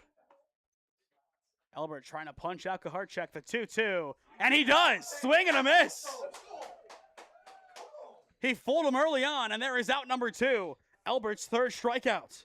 Yeah, he gives him 2 early balls kind of off the plate. Not really competitive, and then comes back 3 straight.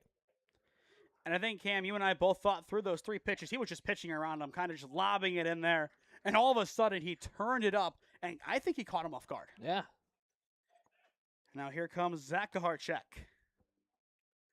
The pitch in there for strike 1. Albert dial it in again. And now the question goes, if he does get it here, goes 1, 2, 3, do you send him to the 5th? It's really going to be a tough conversation. It also depends on where the game is. Liner, caught by Cohen, Merritt at short, and that's the side retired. A beautiful snag by Cohen. The inning is over. Ooh, that was quick.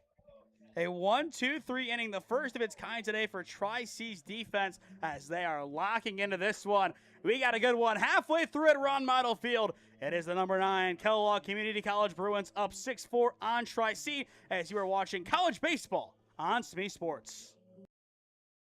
Life moves fast, and so do the unexpected moments. At the Kohut Insurance Agency, we've got you covered.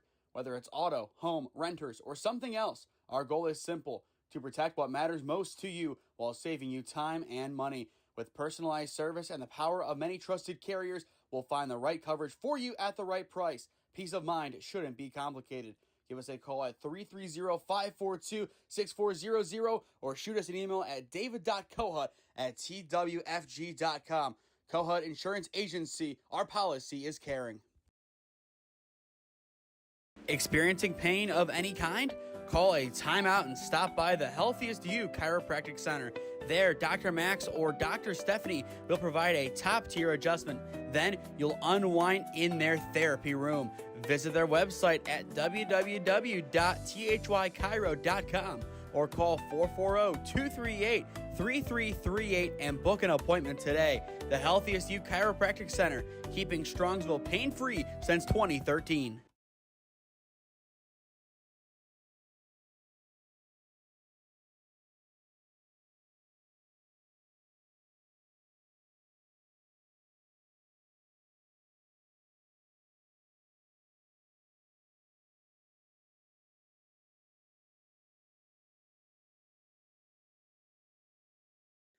Welcome back to Tri-C's Ron Mottl Field. Halfway through the ball game, game number 1 of 2 today. 6-4 your score. Kellogg in control of the Triceratops.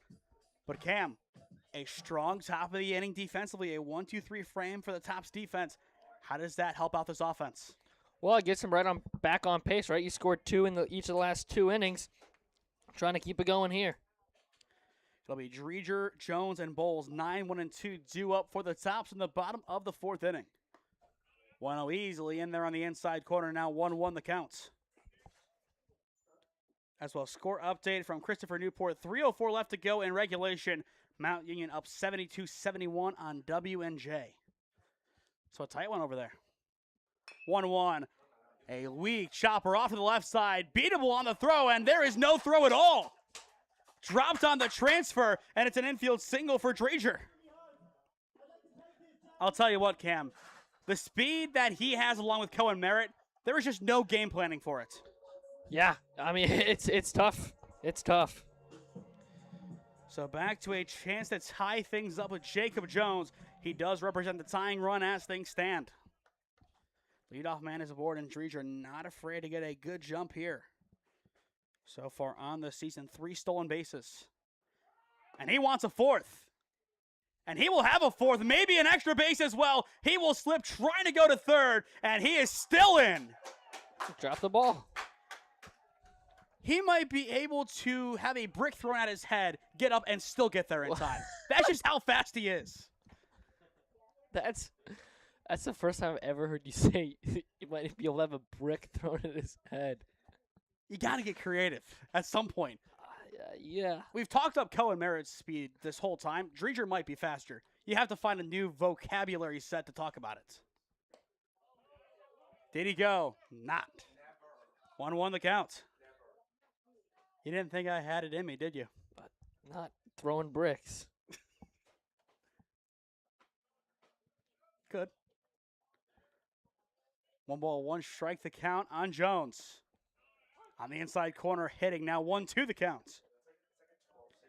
After Jones, it goes to Bowles and Hill. So plenty of power still to come here for Tri-C, needing to plate at least 1 in this inning. That is a non-negotiable. Here comes the 1-2. Jones, he will take it for strike 3 looking. 1 down. Strikeout number 1 today for Daniel Calhoun. That'll set up Jackson Bowles here with a chance to make it a 1-run game. Or if he can get his first long ball of the year, tie it up at 6. The home runs really dialed down this year on their end. Of course, one of the best home run hitting teams in the area last season, Cam. Only 2 so far. They want their 3rd and maybe a few more after that this weekend. And they know they have the pieces in place to do just that. Bowles takes that one for strike 1. But Daniel Calhoun has done an excellent job thus far, just going out there and pitching loosely. A lot of pressure coming in for Kidd after allowing a couple of those runs. He has dialed it in, and he's doing a great job, especially after allowing Dreger to get on, and then the ball that went into the outfield allowed him to hit 3rd base. He's done a nice job regathering so far. Count even 1-1 strike. The pitch. A good drive down the left field line, but plenty foul. Count now stands at 1-2 strikes. Make sure you do stick with us later on today, as at 7 p.m. we will have game number 2 of this doubleheader, as Tri-C and Kellogg will do battle once again, this time completely under the lights. The 1-2. Bowles gets a piece of it, and he will have another chance. After Jackson Bowles, it goes to Nate Hill, who doubled his last time up. That dug out loud again. The 1-2 misses off the plate, evening things up. Some kind of war cry coming from the dugouts. Something like that. You never know what you're going to get here at Ron Mottl Field. And I feel like that is part of the excitement of Topps ball. The 2-2 Bulls will take, and we are full. Still some action here in the Tri-C bullpen. A couple of guys getting loose. And it looks like Travis Dean stretching and throwing. I would say most likely coming in to begin the 5th. And it just continues. The payoff pitch. And Bulls will foul it off towards him.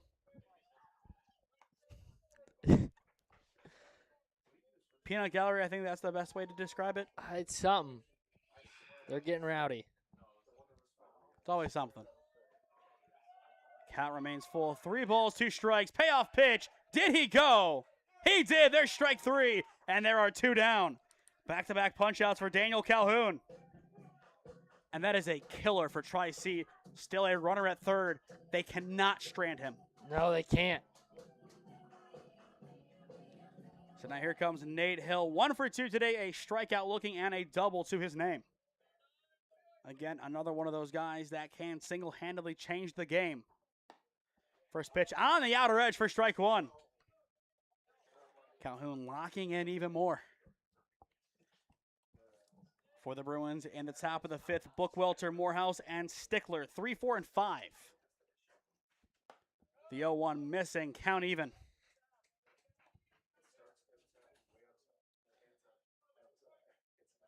It's always been the case in this scenario, but even more so now.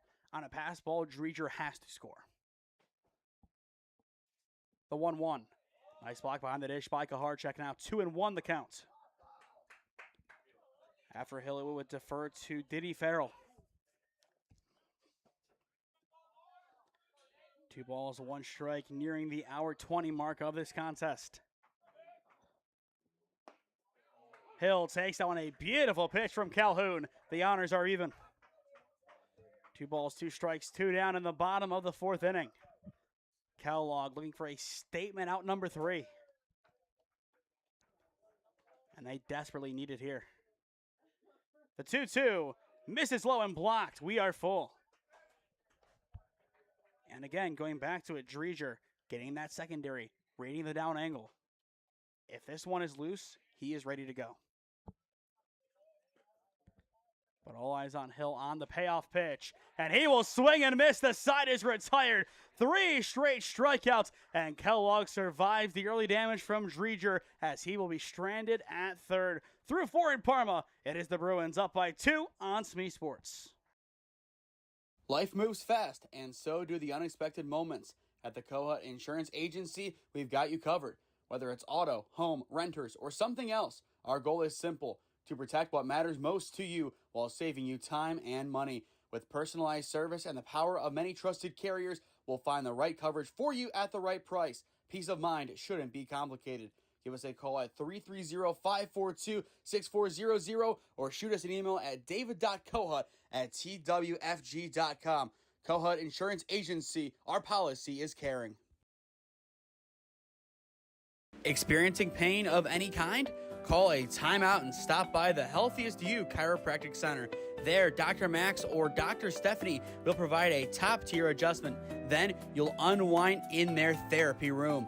Visit their website at www.thychiro.com or call 440-238-3338 and book an appointment today. The Healthiest You Chiropractic Center, keeping Strongsville pain-free since 2013.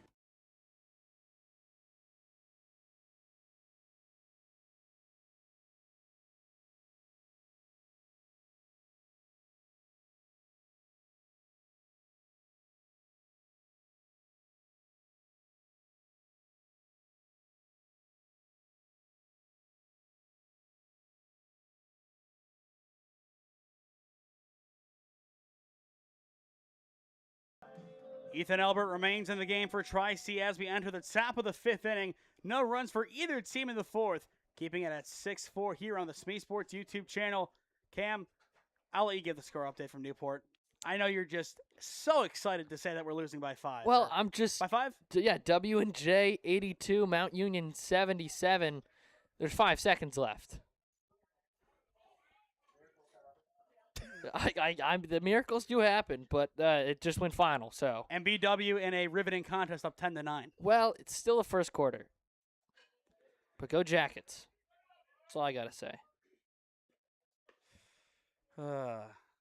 First pitch well out wide for ball 1. Elbert does remain in the game. Cam, your thoughts on that? I mean, let him go as long as possible, especially if you're thinking you got all 4 games somehow. You know, Mother Nature decides not to torrential downpour on us tomorrow. But I think if, like you said last inning, if one gets on, you're probably going to see him be pulled here. And I think at this point, as you pretty much said perfectly, until he makes a mistake, he is going to stay in the game. The 1-1. Tipped foul, now 1-2. And a nice job by Farrell behind the dish, able to grab that one either way. But if the Tops can keep this one a 2-run game entering the bottom of the 5th inning, that would be huge for this offense to get another crack at it. 1-2, right back to Elbert. Very nonchalant on the play, and there is out number 1. Yeah, that'll do. That'll stick him in the game, right? Barely a reaction from Elbert on the comebacker. And a simple ground out gets things underway in the 5th, and we'll watch that one back. But it's the little things right now for Tri-State that you have to make sure you take care of business. Looking at how Dreger got in on that infield single, you can't have a mistake like that happen here where you allow somebody to just simply make a bad throw and you get back to the action and all of a sudden you turn around and there's a bunch of guys on base. Yeah. Especially in the game of baseball when one mistake happens, when it rains, it pours. And we saw it going back to that 3rd inning. Leadoff walk, 6 runs followed. A hard grounder on the left side, foul, count now 0-2. But Ethan Elbert, what a job responding just that 1 inning. Of course, that is going to bother him, but the way that he has responded has been really impressive. Yeah, I mean, he's just gone out there and battled. The 0-2, swing and a miss. It'll be a drop 3rd strike, and he might get there. Farrell's throw down on a 1-hop is in time. What a recovery by Diddy Farrell. Let's go, baby. And that's why you always hustle. Yeah. I mean, Farrell had no idea where the ball went. Finally found it behind him, able to make a nice throw on 1-hop, a good scoop over at first, and a nice stretch. And records the strikeout. And again, Nate Hill over at first base has been excellent with the picks today. That has been his calling card. And here comes Jake Stickler, last time up a 2-run bomb. So Elbert having to dance around a little bit here. So 1-0 the count. Looking at the next inning for Tri-C, it's Farrell, Lehner, and Bortnick. The 1-0, hard grounder hit towards the right side, picked up by Bortnick at second, and his throw is on the money. It's another 1-2-3 inning for the Tri-C defense. Back-to-back frames, 6 up, 6 down in total. This defense settling in, middle of 5 in Parma. Plenty of work to do. Tri-C trailing 6-4 against the number 9 team in the nation on SmeeSports. Experiencing pain of any kind? Call a timeout and stop by the Healthiest You Chiropractic Center. There, Dr. Max or Dr. Stephanie will provide a top-tier adjustment. Then you'll unwind in their therapy room. Visit their website at www.thychiro.com or call 440-238-3338 and book an appointment today. The Healthiest You Chiropractic Center, keeping Strongsville pain-free since 2013. Looking to get in shape and join a great community? Look no further than CrossFit Strongsville. We offer classes taught by our amazing staff of coaches. If going solo is more your speed, stop in for our open gym hours. Visit our website at CrossFitStrongsville.com to learn more and view our schedule. Visit our new location at 12608 Alameda Drive in Strongsville. Strongsville CrossFit, you're worth it. You deserve to be healthier and happier.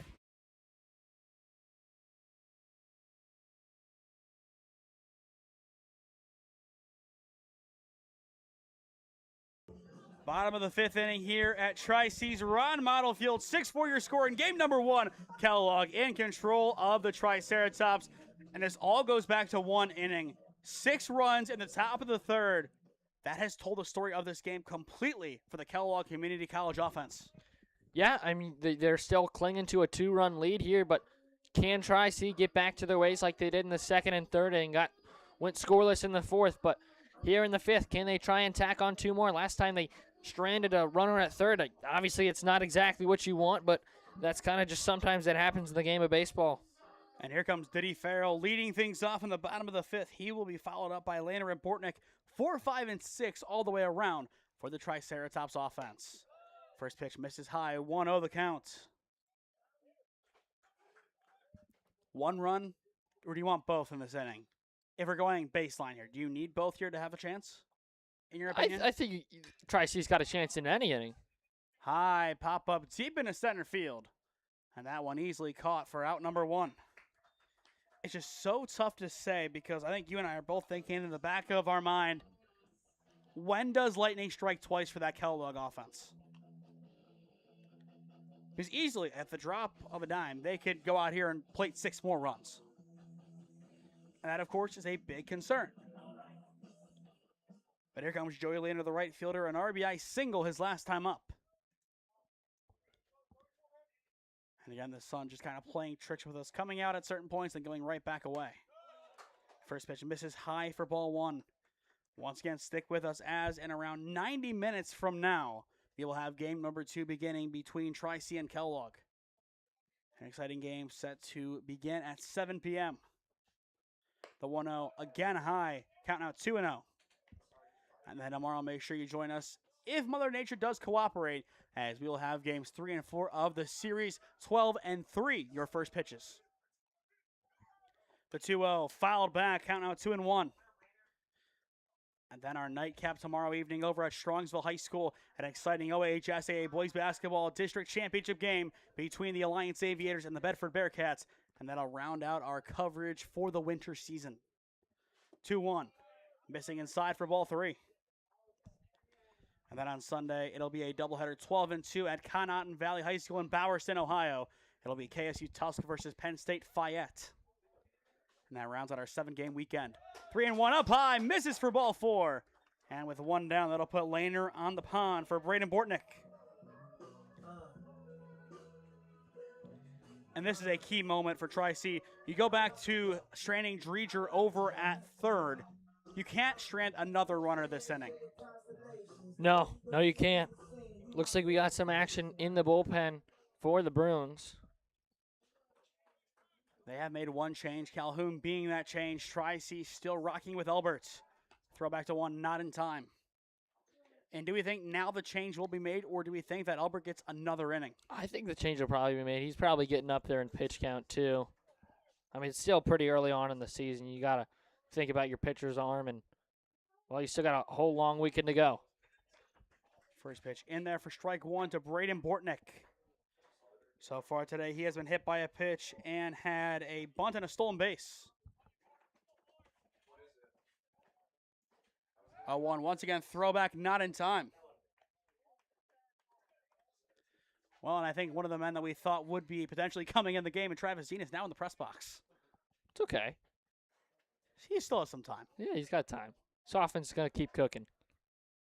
The 0-1 missing low, count now even. After Bortnick able to go to Cohen Merritt. So not a bad spot to have the bottom of your order coming up, and that is where a lot of your damage has come so far. Now the 1-1. Light tip foul from Bortnick, and that one is off his right foot. So a painful stinger there, counting on 1 and 2. And still plenty of time for him to spare as he's going to make his way down.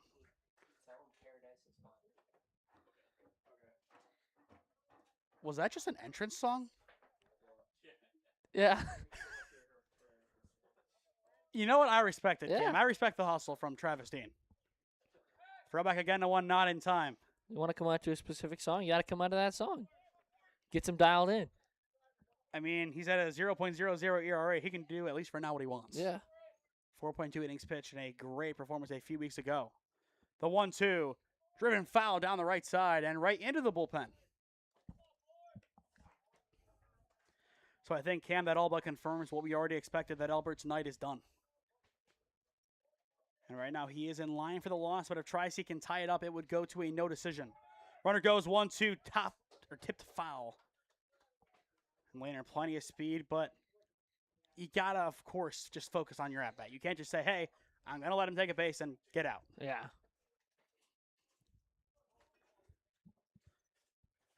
And going back to the rankings, Cam, say we do only have 2 games. Would a 1-1 record here against this Kellogg team be enough to put Tri-C in the top 25? Maybe. More on that later. Ground ball left side on the high hop. They get the out at 2, but not at 1. It's a fielder's choice for out number 2. He will stay put actually over at 2. Is he out? Yes. I was about to say they did call him out initially. Yeah. And I think they're going to have a conversation about it, most likely a fruitless one. Well, so you have that conversation just in case.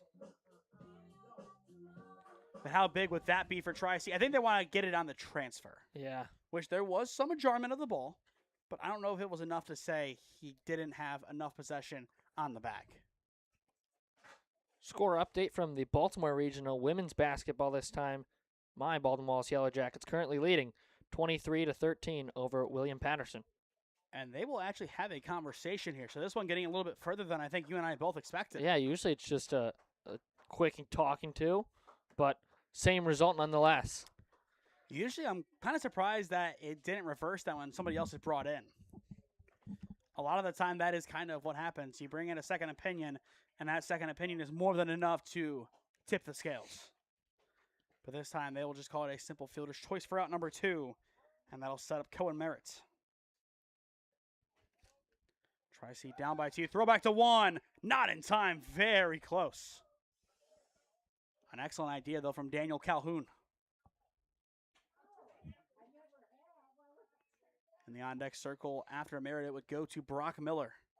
Runner goes, pitches in there for a strike, throw down to end the inning. Not in time, very close, but a stolen bag in the end for Braden Bortnick. Close, and then he almost came off the bag. He was holding on for dear life. And if that's what we see today, imagine tomorrow with the rain. It might just be a free-for-all. Could we see somebody slide into the outfield? Could be fun. 0-1 sent foul off to the right side. And, of course, the wild card of Tri-C's field. You see the infield, it is turf, but the outfield, it is grass. Yes. Very reminiscent of the old Lutheran West field before. I believe it was fully turfed. Yeah. I played when it was turf grass. The 0-2 tipped foul. But I think you remember our JV year, sophomore year, going to that field and just sinking into the outfield. Oh, yeah, play. there was so much mud. Point being, should we have played that game? Absolutely Probably not. No. And we lost Vega for the season because he twisted his ankle in that outfield. Yeah. But point being, the grass, when it gets wet, depending on maintenance, can be really, really tough to play in. 0-2 off the plate for ball 1. And speaking of Holy Name Baseball, not too far away. Their opener will be here in a few Fridays from now. So that'll be against Independence. A scrimmage last year, now a fully fledged out game. Here comes the 1-2. Runner goes again, but it won't matter. Swing and a miss from Merritt, and the side is retired. Strikeout number 3 today for Daniel Calhoun, and the inning is over. Through 5 in Parma, same score, 6-4. The Bruins on top of the Triceratops. Life moves fast, and so do the unexpected moments. At the Kohut Insurance Agency, we've got you covered.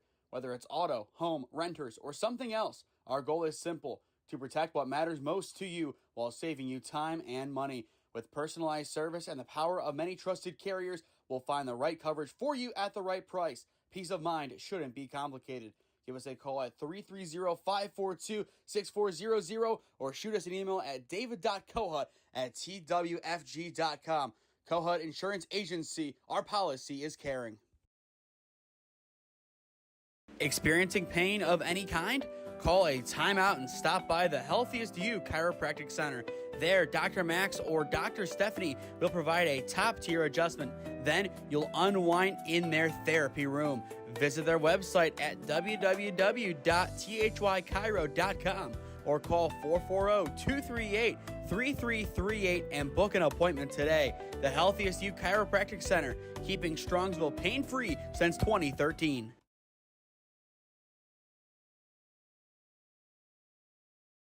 Well, Cam, Travis Dean came up here and requested a song. Said song was played. That is Ethan Elbert, not Travis Dean. Yeah. What a start to the 6th inning. We'll save it for later. Maybe he'll come on in the 7th. The element of surprise, though, is completely gone. Well, welcome back to Tri-C's Ron Mottl Field. 6-4 your score this game. It has been a fun one to watch from the start until now. Yeah, it really has. I mean, especially in that 3rd inning, Tri-C was absolutely getting rained on by Kellogg, and their bats fully came alive. But since then, they've been pretty quiet, and that's a big credit to the defense and Ethan Elbert for really calming them down, rewriting the ship, and so far, so good. Let's see how they fare here in the 6th. And looking at Kellogg, their last 9 have been retired in order. St. Antoine's trying to change things up here. But a big 6th inning for the Triceratop defense. No room to allow a mistake. Still down by 2 overall. That will show bunt to begin, and this one's a strike, and I think it bounced off of Diddy's head. Well, what a way to start the 6th inning. So we had the song incorrectly played and a headshot. Yeah. It's great. Baseball is so bad. Yeah, baseball's back. The 0-1. And that one nearly runs inside and hits him. Who needs the World Baseball Classic when you got Topps ball? Why not both at the same time? Don't give them the idea of a 5 a.m. first pitch. I am not getting here at 2:30 to load in. We could, though. Let's not get that idea, Cam. It would be fun, though. I will give you that. Yeah. The 1-1 swing and a miss. Now 1-2. But I think you're in the same frame of mind as I am. It's so great to be back here at the ballpark. Oh, yeah. No better feeling than a Friday night game under the lights. And that's what we will have in game number 2. I mean, we do have it kind of now, but when it's dark out, we're going to get a true night game. 1-2, well up high for ball 2. It's a great time of year for sports. You know, baseball's back. F1's back. I love F1. I know. Hockey. Yeah, I guess hockey. I'm not a big hockey guy. The 2-2 hits him. The breaking ball will smack St. Antoine, and the leadoff man is aboard. I'm just really I get these games tonight, and then I get to go home and watch some qualifying at 1 o'clock. Well, I think it's at 12, but 12 to 1. I'm going to get bed. And then I get to watch the race tomorrow at 11. Well, it's in Australia, so it's a. First pitch here tomorrow is at 12. No, I know, but okay, I see. It's going to be a late night, but it's. I like F1, so. Okay, fair enough. First pitch well inside for ball 1 to Engelsman. 1 for 2 so far today. A base hit and a ground out. I'm sure Bryce will be up watching whatever World Baseball Classic game's on. I'll give him credit. But tomorrow is going to be a really hectic day all the way around. Runner fakes 1-0, misses inside for ball 2. But of course, we do have the games here if they do actually happen. And then after that, Cam, it is off to Strongsville for the district championship game between Alliance and Bedford. That'll be a fun way to close out our coverage of winter sports. 2-0, it'll be a pass ball, the first one of the game, and that'll give a free pass to St. Antoine. And he is in scoring position. So a 3-0 count here, and I think, Cam, you agree. If this man reaches, Albert's night is done. Yeah. Dean more than warming up now in the Tri-C bullpen. Runner around second, none down, 3-0 count. Engelsman trying to spark the Kellogg offense. All of their runs being scored in one frame, and that was the top of the 3rd. And at the time, through 3, we had a combined 12 hits and 10 runs. We now have 13 hits. So both offenses have pretty much completely dried up. But Kellogg trying to change that here in a pivotal moment. 3-0 in there for strike 1. But I feel like the game has really slowed down. Maybe more than we expected it to, just kind of heading in and seeing how this game in the first 3 innings played out. Yeah, I mean, there was a lot of offense early, and like you said, really, it's been quieted quickly. 3-1 in there for strike 2, and we are full. As well, time locally, 5:39 p.m. So just over an hour and a half in.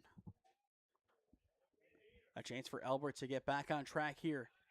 A much-needed punch-out if he gets it. Elbert's payoff pitch, and it's well high for ball 4. 2 on, nobody out. And I think this will be the call to the bullpen. And indeed, it will be Coach Kaplik will call time. And I would assume at least now we will see Travis Dean come on. But not a bad outing today for Ethan Elbert. 5 innings, allowing 6 runs on 7 hits. He does have responsibility, though, for these 2 runs if they were to come around and score. But your thoughts on his outing today, Cam? I think he did a great job. You know, obviously, tough scenes in the 3rd and tough scenes exiting now in the 6th. But, I mean, he did a phenomenal job his first 2 innings. And after he gave up those runs in the 6th, did a great job of coming back and locking back in, and then went out really nicely in the 4th and the 5th. And unfortunately, couldn't get anything going here in the 6th. But, yeah, I think you turn it over to Dean and see what he can do and try and right the ship again here for the Triceratops. For the first time today, Tri-C has made the call to the bullpen. It is Travis Dean on the bump when we return. You are watching college baseball on SmeeSports. Experiencing pain of any kind? Call a timeout and stop by the Healthiest You Chiropractic Center. There, Dr. Max or Dr. Stephanie will provide a top-tier adjustment. Then you'll unwind in their therapy room. Visit their website at www.thychiro.com or call 440-238-3338 and book an appointment today. The Healthiest You Chiropractic Center, keeping Strongsville pain-free since 2013. Looking to get in shape and join a great community? Look no further than CrossFit Strongsville.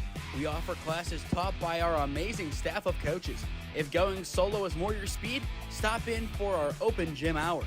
Visit our website at CrossFitStrongsville.com to learn more and view our schedule. Visit our new location at 12608 Alameda Drive in Strongsville. Strongsville CrossFit, you're worth it. You deserve to be healthier and happier. Life moves fast, and so do the unexpected moments. At the Kohut Insurance Agency, we've got you covered. Whether it's auto, home, renters, or something else, our goal is simple: to protect what matters most to you while saving you time and money. With personalized service and the power of many trusted carriers, we'll find the right coverage for you at the right price. Peace of mind shouldn't be complicated. Give us a call at 330-542-6400 or shoot us an email at david.kohut@twfg.com. Kohut Insurance Agency, our policy is caring.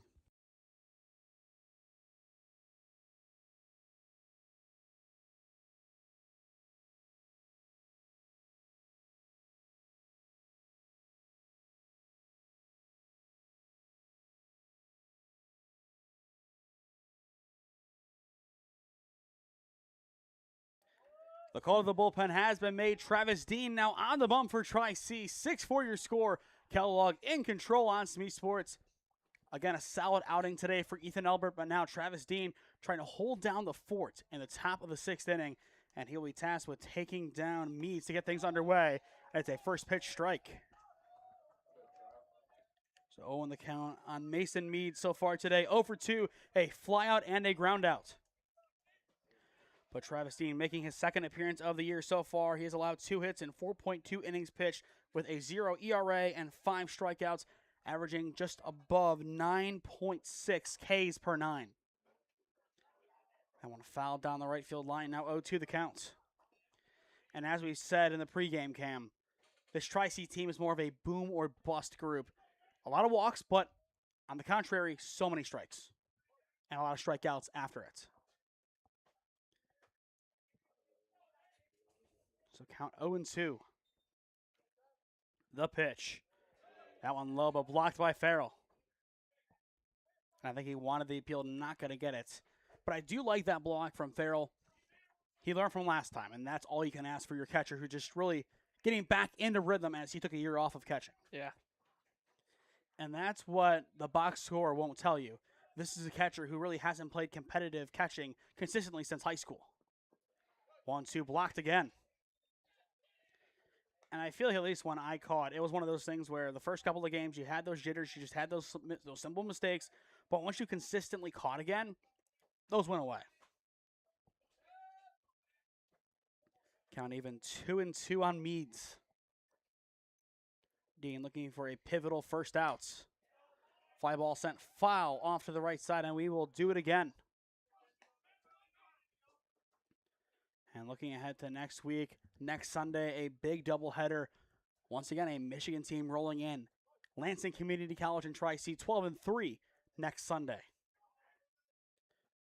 2 balls, 2 strikes. Dean, he will throw back, and it's on the money! And they say he didn't get him! How in the world? How? It was right on the money. He slid into the tag. And he's safe. I don't think you get any more clear cut than that. I'm stunned. Dean's 2-2. We chop her right side foul. I just don't get it. He didn't drop it.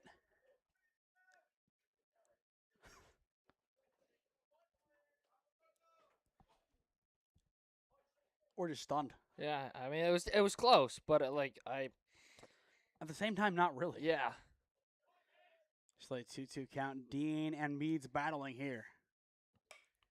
High pop-up left side, trailing into left center field. Called off and caught by Merritt at short for out number 1. Either way, you get the first out, and if you're Tri-C, you can't dwell too much on that call. You want to, up here, we're going to talk about it, especially if it comes around to score, but on the field, you cannot let that linger in your mind. Yeah. This is where the good teams separate themselves from the great teams. The good teams, they'll just kind of let that linger. The great teams, out of sight, out of mind. And here comes Ricky Ham. So 2 on 1 down. Bunt shown. Pull back in the end, and there's strike 1. And if Ham can get on here, Cam, need I say he was in the on-deck circle of Jake Kaharczak. Yeah, that's what I was going to say. Ideally, you try and get a double play here and get him out, but if they're going to try and lay a bunt down, even if it's a sack bunt, you got probably your best hitter up. And Kaharczak, so dangerous for this team. That pitch missing just high, evening things up. And he is 2 for 3 today. Of course, with that home run, he wants another one. So 1 ball, 1 strike the count in the top of the 6th inning. In the bottom of the frame, it's Miller, Dreger, and Jones. 8, 9, and 1 for Tri-C. We chop foul now, 1-2. That's a big strike there for Travis Dean, especially with those men in motion. Either that or you needed to find one of those 2 outs, which, based on the jump, I don't think even Yachty could have gotten one of them. Yeah. But that's where you have to communicate your take sign if that's what you want to do. And it looked like there it wasn't communicated. So 1-2 the count on Ham, the pitch. And they're going to say just misses. A borderline strike, called a ball, and we are even. But I will say that is a consistent call that he's kind of made all day. So in that sense, I do agree with the consistency of the decision. Throw back to 2. This one, it's into center field, and they will get 1 advancement. That'll put him on the corners with 1 down. So in the end, even if this at-bat does result in a strikeout, it's a job well done for the offense. Yeah. The same thing, it's still not the end of the world. You're still a double play depth here and trying to turn it up the middle. And obviously, if you are Ham right here, you got to understand you cannot hit into a double play. You have to find a way around that if you can. Here comes the 2-2. High pop-up on the right side and well out of play. A pop-out on the infield in foul territory would be ideal for Tri-C. And I think even just one that was in play would still be good enough. So count remains 2-2 on Ham. Dean's pitch. In the dirt, blocked by Farrell. And still, it's a success. Runner advances, 2 in scoring position, and we are full. 3 balls, 2 strikes. And you still have Jake Kaharchek in the on-deck circle. He wants a grand slam. You can just tell that if he gets that chance, he is not going to miss. It's a balk. And a big balk call, and that'll make it 7-4. So without putting the ball in play, they found a way to move first and second to third and a run. That is excellent baseball from Kellogg. And now Coach Guerin, he is explaining the NCAA rules. I can hear that from up here. I thought they were just simply calling times. I thought he came set, went to his move, and they called time.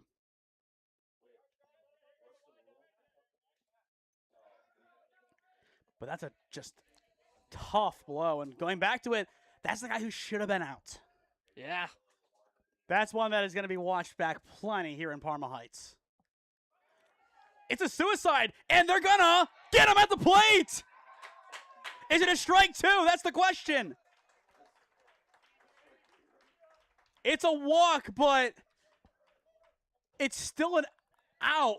What was that? What went into that? Straight steal at home. Ball 4, but I don't know how that was a ball. that's my question. That was so. Yeah. I think because Diddy, when he went to catch it, he did move. Yes. He gave him a lane. Yeah, he gave him a lane, so he kind of stepped into that lefty batter's box, but the pitch ended up being pretty much right down center. And again, Cam, it's not baseball without some calls that we do not at all understand. Yeah. I also don't get why you do that. Yeah. Well, I mean, he was in the windup. I mean, you're trying to catch him off guard. I mean, if that run matters, that's just a really tough decision going against Kellogg. 1 in there for now, an 0-2 count. A lot to unpack from the top of the 6th inning. 7-4, Kellogg up by 3. It'll be Miller, Dreger, and Jones, and Jones in the bottom of the inning. The 0-2, driven into deep right center field. This one could get down in the gap. Bulls getting there in time, and the side is retired. And that is why every team needs a player like Jackson Bulls. Yeah. And the tip of the cap as well from Travis Dean. And the inning is over. That's the most important thing to take away from that play. What a bizarre top of the 6th inning all the way around. But we'll go back to Jackson Bulls here. Absolute hustle from him. Yeah, catching it on the run and then crashing into the wall out there, able to hang on. He's not afraid of that wall. He's not afraid of a little contact here in baseball. But Kellogg able to plate one on a balk ? Middle of 6 in Parma. It's the Bruins up by 3 on SmeeSports. Experiencing pain of any kind? Call a timeout and stop by the Healthiest You Chiropractic Center. There, Dr. Max or Dr. Stephanie will provide a top-tier adjustment. Then you'll unwind in their therapy room.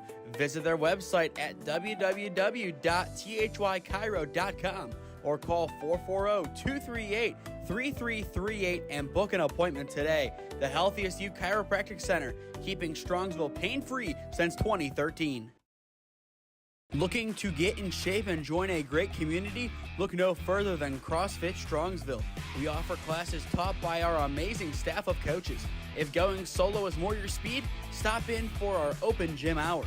Visit our website at CrossFitStrongsville.com to learn more and view our schedule. Visit our new location at 12608 Alameda Drive in Strongsville. Strongsville CrossFit, you're worth it. You deserve to be healthier and happier. Welcome back to Tri-C's Ron Mottl Field, bottom of the 6th inning. It is the Kellogg Bruins up 7-4 on Tri-C. Cam, your thoughts on the top of the 6th inning?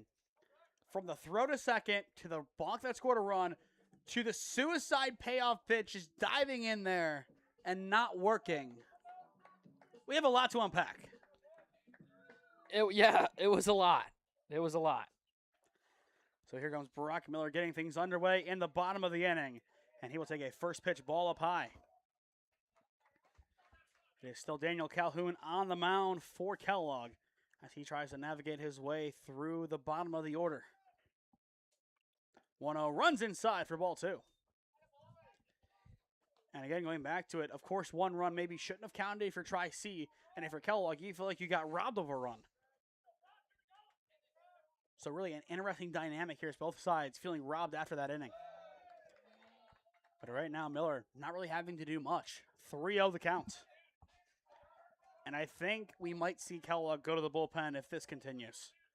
Quicker than maybe expected. 3-0 inside for ball 4. On straight pitches, Miller will reach. What a start to the inning for Tri-C's offense. Now, of course, the question is, can you get him around? You left that runner stranded at third a few innings ago. You've had a couple of guys just get left on the bases. And there has been 1 combined hit since the 3rd inning. That is also something to keep in mind. And here comes Nash Dreger. He did have the 1 combined hit, and that was an infield hit. First pitch checked at. He offered 0-1 the count. But other than that, the combined 8 runs in that inning really just giving us a show for 1 small sample of an inning. And the 1 run just, I don't think there was a single hit involved. No, it wasn't. 2 walks and a hard 90. And a balk and a this and that and A little everything. yeah, all that. So 0 on the count on Dreger. That time takes it upstairs 1-1. And I'm surprised that he even thought to offer at the first pitch of his at-bat. You saw 4 straight balls fly to Miller. I would have liked to have seen him just kind of taking a step back and wait for that strike. Dreger pops this one up shallowly behind, and it will go out of play. So an extra life here for Nash Dreger on the foul ball. Count now 1-2. And as well, Cam, you see it just on your screen right now, the sun beginning to set here at Ron Mottl Field. Looks like there's some right-handed action in the bullpen for Kellogg. And that can make a big difference here. The 1-2 to Dreger in the dirt, evening things up. But as this one gets darker and darker, Cam, do you think the darkness is going to impact the game? Of course, we started out with pretty much pristine conditions. I don't think so. I mean, you got the nice lights. Nice change of scenery. 2-2, well inside for ball 3, and we are full. And the on-deck circle after Dreger, it is Jacob Jones, and he would represent the tying run. Overall, Tri-C, they have 6 outs to play with, and that has to be in the back of their mind. The payoff pitch, ground ball left side. This could be 2. Instead, it hops off the shortstop, and he is safe. It's the first error of the ball game, and E6 puts Dreger on. It's 2 up, 2 on for Tri-C's offense, and that'll bring up the tying run in Jacob Jones. And it comes at a very unfortunate time to have the first error of the game. And it's going to be a pinch hitter. Yes, it is. It'll be 25. Dylan Lohr coming on, batting .429 on the year. You're bringing on some power, and you're bringing on some Federal League pedigree. And I think based on Kaplik's move, we're going to see one in response by Leskovsky. I think he's going to make a change as well. Coach Eric Leskovsky trying to potentially either A, calm down his guys, or B, answer. Which I think, Cam, he's just going to try to calm them down. I think he's just trying to calm him down. I believe I saw number 21 in the bullpen. I'm not sure if he's actually throwing or just kind of getting loose down there. I think that might be 24, the right-hander throwing, but that'd be Ty Jenkins, a Davenport commit. It's hard to see through the fence. You don't say. Wow, I'm letting him know. Shout out the Cavs? Yeah, shout out the Cavs. I always love me some Cavs Now, basketball. if we had to see a Michigan versus Ohio basketball battle right now, I really wouldn't want to see it. Oh, please don't. First pitch to Lohr, taken for strike 1. You bring in Lohr here for power. That's clearly the move. Played for Maxwell and Jackson, a great hitter for them in the Federal League. And you definitely want to drive in one with him. But he is quickly down 0-2, taking both. I want to see more aggression here, obviously. At this point, you're going to need to see something. You can't just go up there, sit, take 2, and now battle from way behind. The 0-2 outside for ball 1. As well, this move is going to be independent of the field as Jones was playing as the designated hitter. So this is not going to mean any defensive changes, most likely, but you could potentially see a bump. But I would say first for Lauren, you're not going to put him in there. Throwback to 2, not in time. A nice idea there from Calhoun to try and catch Tri-C off guard. And the on-deck circle after Laura goes to Jackson Bowles. So 2 former Federal League Giants in their own right, back-to-back. The 1-2, swing and a miss, and he is struck out. Strikeout number 4 this afternoon for Calhoun, and there is out number 1 at a crucial time for the Kellogg defense. And here comes Jackson Bowles, and we once again know his power. I mean, could always say it could tie it up right here with one swing as if he could deposit one over the right field wall. And that has to be number 1 on his mind. But at the same time, I think he just wants to play his part here. Throwback to 2, a good move, but not in time. Play his part and keep the train moving along and try and get this offense rolling here and get back on the board. You have back-to-back guys who have home run power and have hit home runs for Tri-C. Of course, you have Bowles here, but next up's Nate Hill. Both guys can't swing it quite well. First pitch going to be taken out wide for ball 1. 1 down, 2 runners on for Tri-C in the bottom of the 6th. Down 7-4 to number 9, Kellogg. And now some barking from the Tri-C dugout. Bowles takes that one on the outer edge for strike 1. Count now even. Sounds like the Holy Name dugout a couple of years ago. We were doing some things. And that's why we did more softball. We did a lot of baseball, though. I'll give you guys credit. And it was a fun team to watch all the way around. And it'll be a fun group again this year.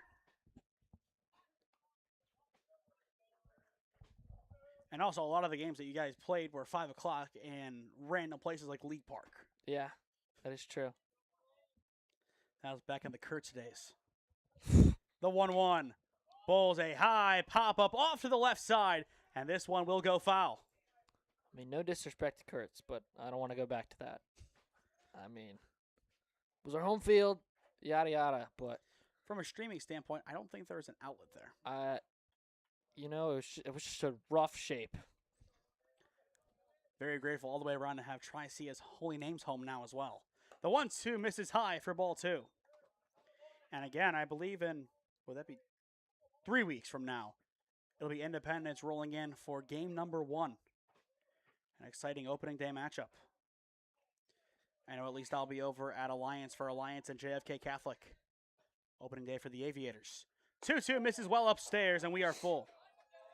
Could potentially have you here, though. Yeah, I can do that. Get your dad to bring some stuff, and we'll make it work. We'll figure that one out. Plenty of time to figure it out. We have 3 weeks. 3 weeks. We'll wait till the week before. Here's the payoff pitch, and Bowles will take strike 3 down the middle. 2 down. Back-to-back punch-outs for Daniel Calhoun. He now has 5. And that was a clear-cut strike. So now here comes Nate Hill to try and close out this inning with something. Tri-C down by 3. They need at least 1 run, preferably 2 in this inning. And first pitch taken for strike 1. I feel like the aggression has just gone away. Yeah, it's definitely died down. You expect Tri-C to, you're seeing first pitch strikes. Why not take a hack? Try and create something. And that time he does. High pop-up, but foul. Count now 0-2. And for Kellogg, if you can find a way to get out of this inning without allowing a run, you have all the momentum in the world.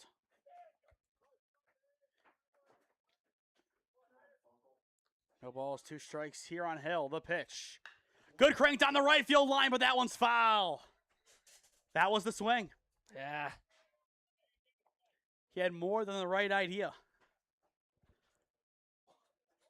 And you can just kind of feel that frustration that he knows he had it. Yeah, put a good swing on it, just a little bit too early. But a chance at redemption. Count remains 0-2. Still 2 runners on, 2 down in the bottom of the 6th. Calhoun looking to close things out here. And there is a strong take from Hill. Good patience. Yeah. So many just really close calls today. And that's a credit to these pitchers and their placement. 1 ball, 2 strikes. The pitch. A good drive deep to center field, but hit directly to him, and that's the inning. Kaharchek barely had to move. A powerful crack from Hill. In the end, it's all for naught. And after getting the first 2 men aboard, 1, 2, 3, go the Tops. Through 6 in Parma, it is Kellogg up 7-4 on Tri-C. Life moves fast, and so do the unexpected moments. At the Kohut Insurance Agency, we've got you covered.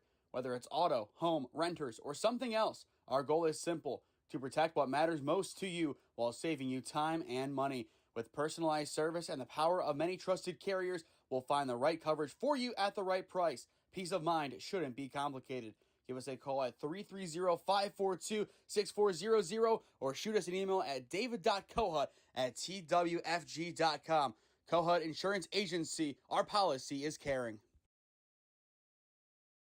Experiencing pain of any kind? Call a timeout and stop by the Healthiest You Chiropractic Center. There, Dr. Max or Dr. Stephanie will provide a top-tier adjustment. Then you'll unwind in their therapy room. Visit their website at www.thychiro.com or call 440-238-3338 and book an appointment today. The Healthiest You Chiropractic Center, keeping Strongsville pain-free since 2013.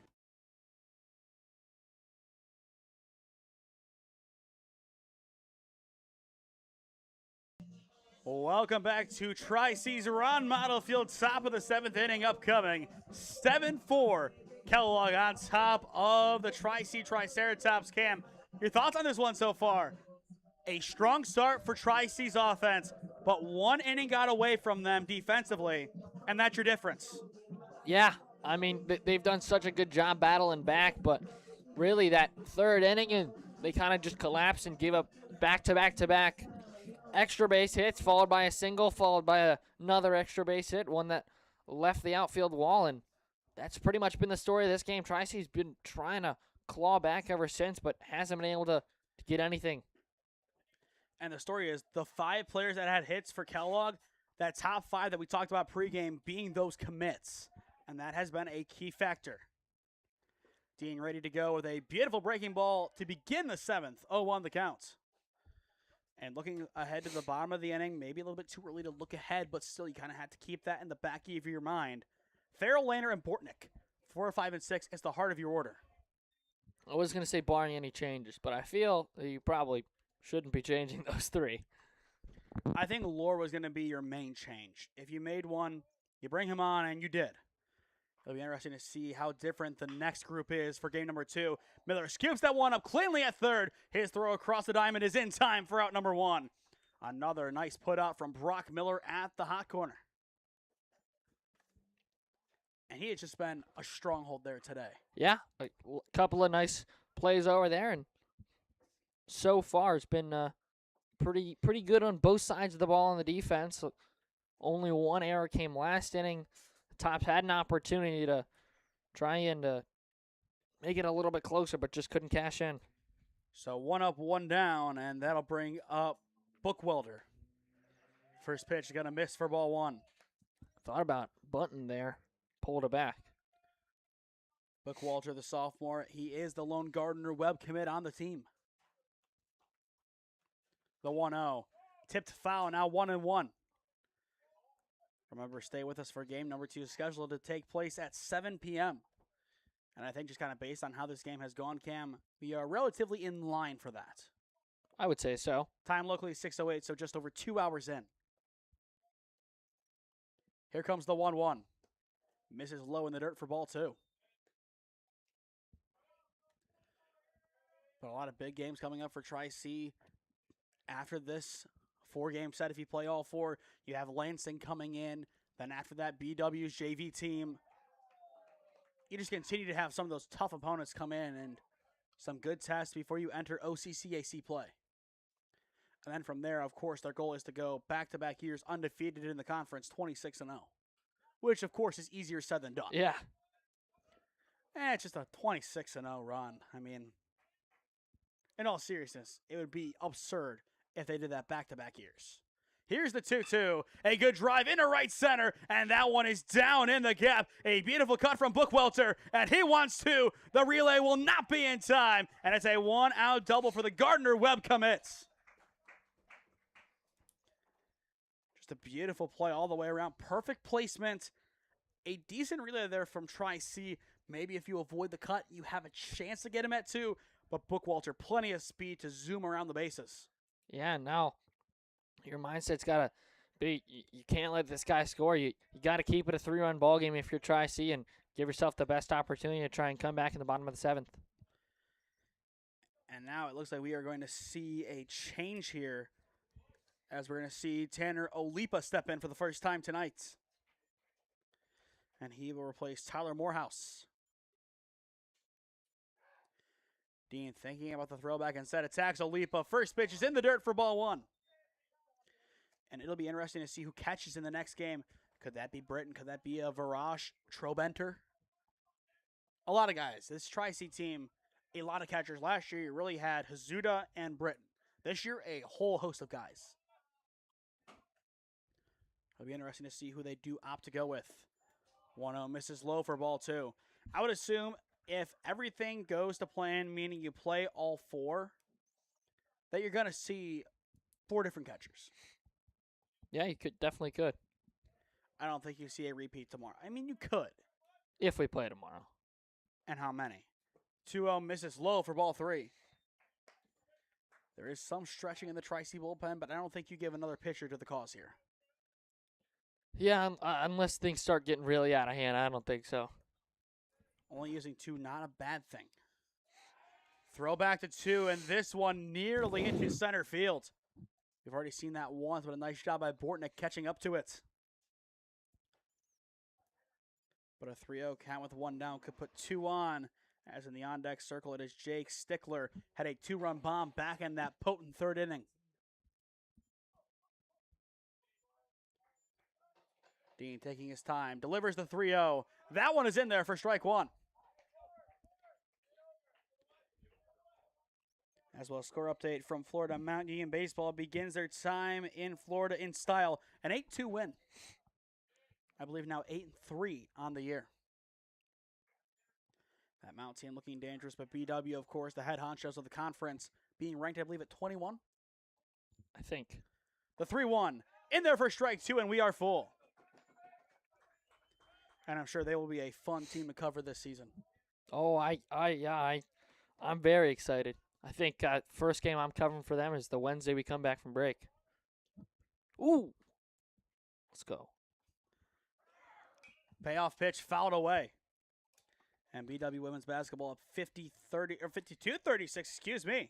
Over William Patterson in the Baltimore Regional. That game over at Johns Hopkins. Was there a couple of weeks ago for some, like you said, BW baseball.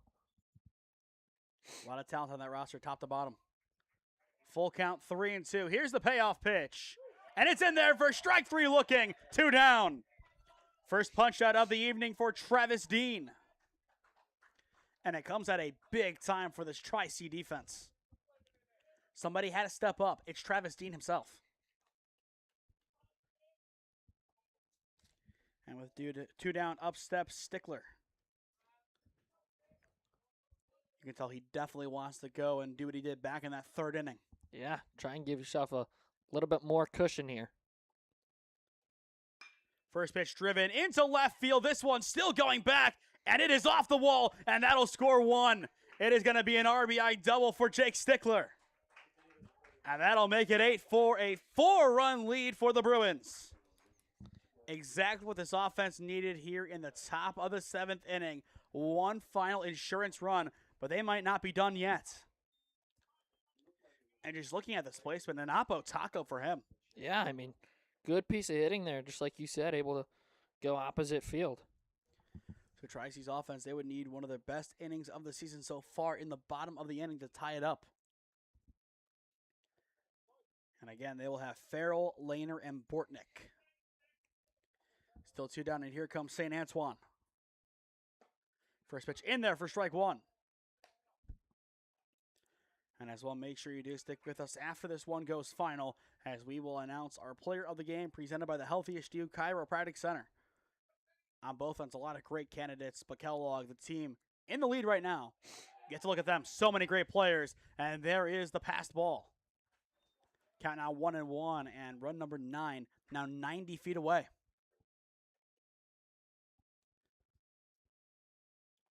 I mean, at this point, allowing 8 in total against this good Kellogg team that you allowed 32 last time is a good thing for Tri-C.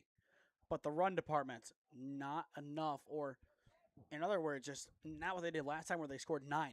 Yeah. And that one tipped to foul now 1-2. And to win this game, they would need at least 9. And again, all it starts with is just simply getting out of this inning here. 1 ball, 2 strikes. Dean's pitch. Off the plate for ball 2, and we will continue. If St. Antoine can extend the inning, it would go over to Gavin Engelsman.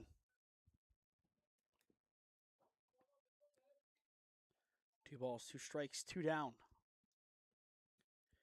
Dean's pitch, a good one up the middle, and it's an RBI single for Justin St. Antoine. Make it 9-4 Kellogg. A 2-run top of the 7th inning for the visitors, and they just continue to hit the ball quite well. Yeah, I mean, it feels like they went away for 2 innings and were really stifled, and all of a sudden, back-to-back innings, they get 1 and 2 on the board and really extending their lead and trying to put this one to bed. And that one might have done just that. And here comes Gavin Engelsman.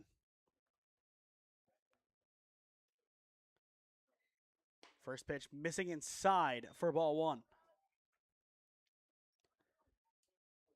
And if this result does hold, Kellogg would improve to 10-5 on the year. Tri-C would drop to 4-3. But still a strong start to the season given the level of competition they're playing against. 1-0 in there for strike 1. Now 1-1 the count. And I think even more so given how this start has gone, Tri-C is happy that this is not a 9-inning game. Yeah. You have it as a doubleheader instead. And from there you get not only extra innings, but also extra opportunities to potentially take a game off of Kellogg. Splitting the series, I would think, is enough to potentially get you ranked. It as well just depends on what the teams around them have done, or what teams not really in the rankings preseason have done as well. And you look at the games discrepancy as well. This is game number 15 for Kellogg, game number 7 for Tri-C. An 8-game difference. Which, to be fair for Tri-C, plenty of those were canceled. Runner will go. This one's in the dirt and past Farrell. Count now 2-1, and run number 10 is in scoring position for the Bruins. You got to get it out of this inning. I mean, if you got any chance, you got to get it out of this inning before that 10th run comes across. Dean ready to go, fouled back. And now he needs 1 more to get out of this inning. 1 more time for Tri-C. Farrell, Lehner, and Bortnick, 4, 5, and 6. This game just over 2 hours and 15 minutes thus far. The pitch. This one is low, and there's ball 4. So 2 on, 2 down now.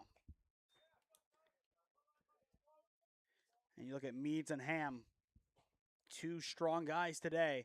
After them, it goes back to the top of the order with Kaharchek. I think we're going to get a pinch hitter as well. Maybe. Or pinch runner. And Tri-C in the meantime, they're going to take a mound visit here to try and settle down Travis Dean. Which to me, that's the right decision here. Yeah. I mean, you need 1 more out to try and get out of this one. Looks like they're setting up number 3. That'll be Carter Gregg, the sophomore from Brighton High School. So funnily enough, as I know, Cam, you were looking at the Wolves-Liverpool game earlier today, 2 high schools represented our Premier League teams. You know, Brighton High School and Chelsea High School. Yeah. Don't really hear those names all too often. No. Now, if I hear Manchester United High School, I'd ask you some questions. Yeah. It's Liverpool, Ohio. There is. But as you mentioned, here comes the pinch hitter. It is going to be Carter Gregg, the sophomore. 9-4 all Kellogg at this point. It's up by 5. And, of course, going back to the 6th inning, they did have that costly error. In the end, it didn't matter. And as things stand, it would take one heck of an inning from Tri-C to get back in it. And as it always has, it starts here with getting some outs. First pitch there from Dean for strike 1. And if you're Tri-C, do you make some pinch hitting changes to try and find somebody who can step up? I definitely think you think about it. I'm not sure if you try and mess with that, at least quite yet. A good drive hit into deep right center. Now going in, and it will fall in front of Bowles. 1 run will score, and now a second one coming around. He will score as well. It is a 2 RBI double for Carter Gregg, and that'll make it 11 for Kellogg. And the runs just continue to pour on here for the Bruins. Yeah, I mean, now all of a sudden it's kind of way out of reach. You had the deficit of 5, and then they score twice more. I mean, that one, it looked like it was going to go further than it did, and I think Bowles just kind of played it thinking that it was going to continue to travel. So now a 7-run game. Tri-C not really used to being in a spot like this. And with 2 down, here comes Ham. First pitch fouled back, 0-1 the count. And in the on-deck circle, it is Jake Kaharchek. But most of the damage has been done already. Again, it would take one big inning from Tri-C's offense to get back in it. And in some ways, that means the focus will head on over towards game number 2. Hard chopper left side. Miller gets it on the run. His throw to 1 is in time, and the side is retired. One final strong put away for Brock Miller, ending his strong day in game number 1 at third. But the damage has been done. The Bruins plate 4 more in the top of the 7th inning. It's go time for the Tops offense, needing 7 to tie, 8 to win. You are watching college baseball on SmeeSports. Life moves fast, and so do the unexpected moments. At the Kohut Insurance Agency, we've got you covered. Whether it's auto, home, renters, or something else, our goal is simple: to protect what matters most to you while saving you time and money. With personalized service and the power of many trusted carriers, we'll find the right coverage for you at the right price. Peace of mind shouldn't be complicated. Give us a call at 330-542-6400 or shoot us an email at david.kohut@twfg.com. Kohut Insurance Agency, our policy is caring. Experiencing pain of any kind? Call a timeout and stop by the Healthiest You Chiropractic Center. There, Dr. Max or Dr. Stephanie will provide a top-tier adjustment. Then you'll unwind in their therapy room. Visit their website at www.thychiro.com or call 440-238-3338 and book an appointment today. The Healthiest You Chiropractic Center, keeping Strongsville pain-free since 2013.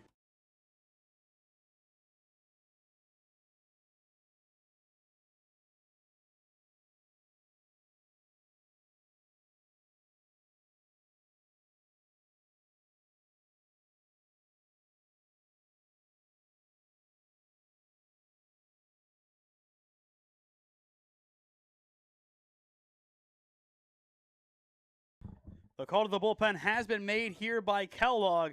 Kind of a surprising move here, Cam, to bring in somebody new for the bottom of the 7th inning. But it is going to be number 23, Jake Stickler. And that name sounds familiar. He has 3 RBIs today on a 2-run homer and an RBI double. So now he wants to close it out on the mound.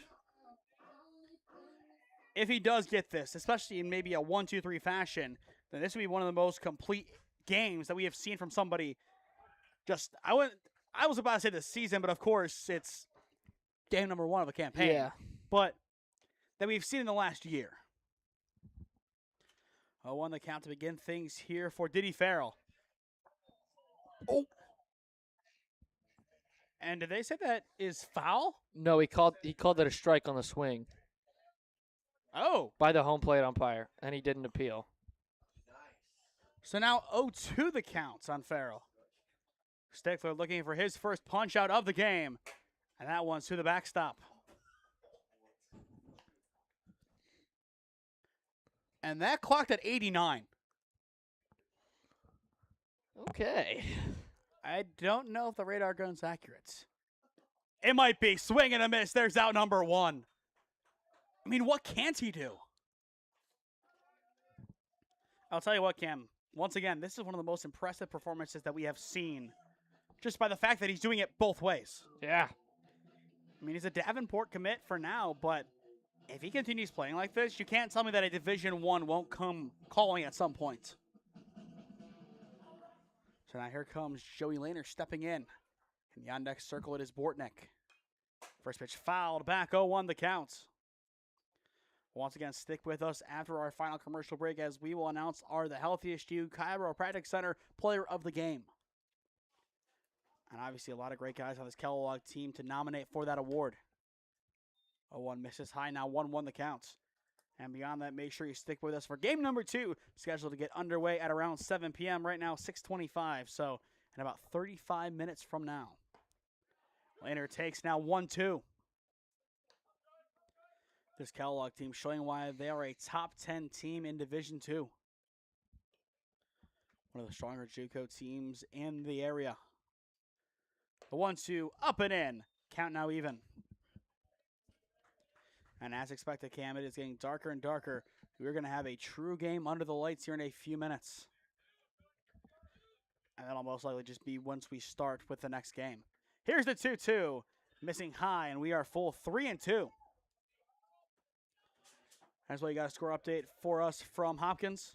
63-45 Jackets lead over William Patterson. An impressive outing there. Payoff pitch, swing and a miss. 2 up, 2 down, 2 strikeouts. And Tri-C is down to their final outs. And I'll see Braden Bortnick, the DH, step in here. 11-4. What a strong game from Kellogg, start to finish. Yeah, I mean, it feels like the offense kind of fell asleep for a little bit, but finally able to wake up. That 6-run third inning, that is the difference. First pitch missing inside, ball 1 for Bortnick. After Braden, it would go to Cohen Merritt. The 1-0, a high pop-up, this could do it. In a shallow left center field, called off by the center fielder, and that is going to do it. Snagged by Kaharchek, and the Kellogg Bruins have knocked off Tri-C. 11-4 your final. And a strong final out as well. Great communication all the way around. Yeah, looked, you always need that great communication, but just getting out of the way at the last second and able to come in and make the catch. When we return, we will announce our player of the game presented by the Healthiest You Chiropractic Center as you are watching college baseball on SmeeSports. Experiencing pain of any kind? Call a timeout and stop by the Healthiest You Chiropractic Center. There, Dr. Max or Dr. Stephanie will provide a top-tier adjustment. Then you'll unwind in their therapy room. Visit their website at www.thychiro.com or call 440-238-3338 and book an appointment today. The Healthiest You Chiropractic Center, keeping Strongsville pain-free since 2013. Looking to get in shape and join a great community? Look no further than CrossFit Strongsville. We offer classes taught by our amazing staff of coaches. If going solo is more your speed, stop in for our open gym hours. Visit our website at CrossFitStrongsville.com to learn more and view our schedule. Visit our new location at 12608 Alameda Drive in Strongsville. Strongsville CrossFit, you're worth it. You deserve to be healthier and happier. Life moves fast, and so do the unexpected moments. At the Kohut Insurance Agency, we've got you covered. Whether it's auto, home, renters, or something else, our goal is simple: to protect what matters most to you while saving you time and money. With personalized service and the power of many trusted carriers, we'll find the right coverage for you at the right price. Peace of mind shouldn't be complicated. Give us a call at 330-542-6400 or shoot us an email at david.kohut@twfg.com. Kohut Insurance Agency, our policy is caring. Welcome back to Tri-C's Ron Mottl Field. Your final score in game number 1, 11-4. The number 9 Kellogg Community College Bruins knocking off the Tri-C Triceratops. Once again, I am Nathan Smee. Alongside me tonight, Cam Ragazzo. Your player of the game presented by SmeeSports, Jake Stickler. 2 for 4 today, 3 RBIs. He had a double, a 2-run homer, and oh, by the way, he came in for the final 3 outs, getting Tri-C in order with 2 punch-outs. What can't number 23 do? Yeah, it seems like not much in regards to the baseball field. I mean, he definitely had himself a day when, he was part of that offensive onslaught in inning number 3 and really propelled the Bruins to a win here in game number 1. It all goes back to that one inning, of course, the 6 runs that score. But I think the moment that won Kellogg this game, getting out of the inning that had Jacob Jones standing at third for pretty much the entirety of it. Yeah, I mean, I think he was at third with no outs, and then all of a sudden was in a strikeout, and boom, it kind of all momentum just went out the window and right in the favor of Kellogg, and they took advantage of it and scored 4 in the top of the 7th, and that really put things to bed. But if one game wasn't enough, we have 2 as we toss things back downstairs. At around 7 p.m., we will get things underway for game number 2 between Tri-C and Kellogg Community College. But for game number 1, 11 for your final. Kellogg knocking off Tri-C with the Bruins having 11 runs on 11 hits and 1 error.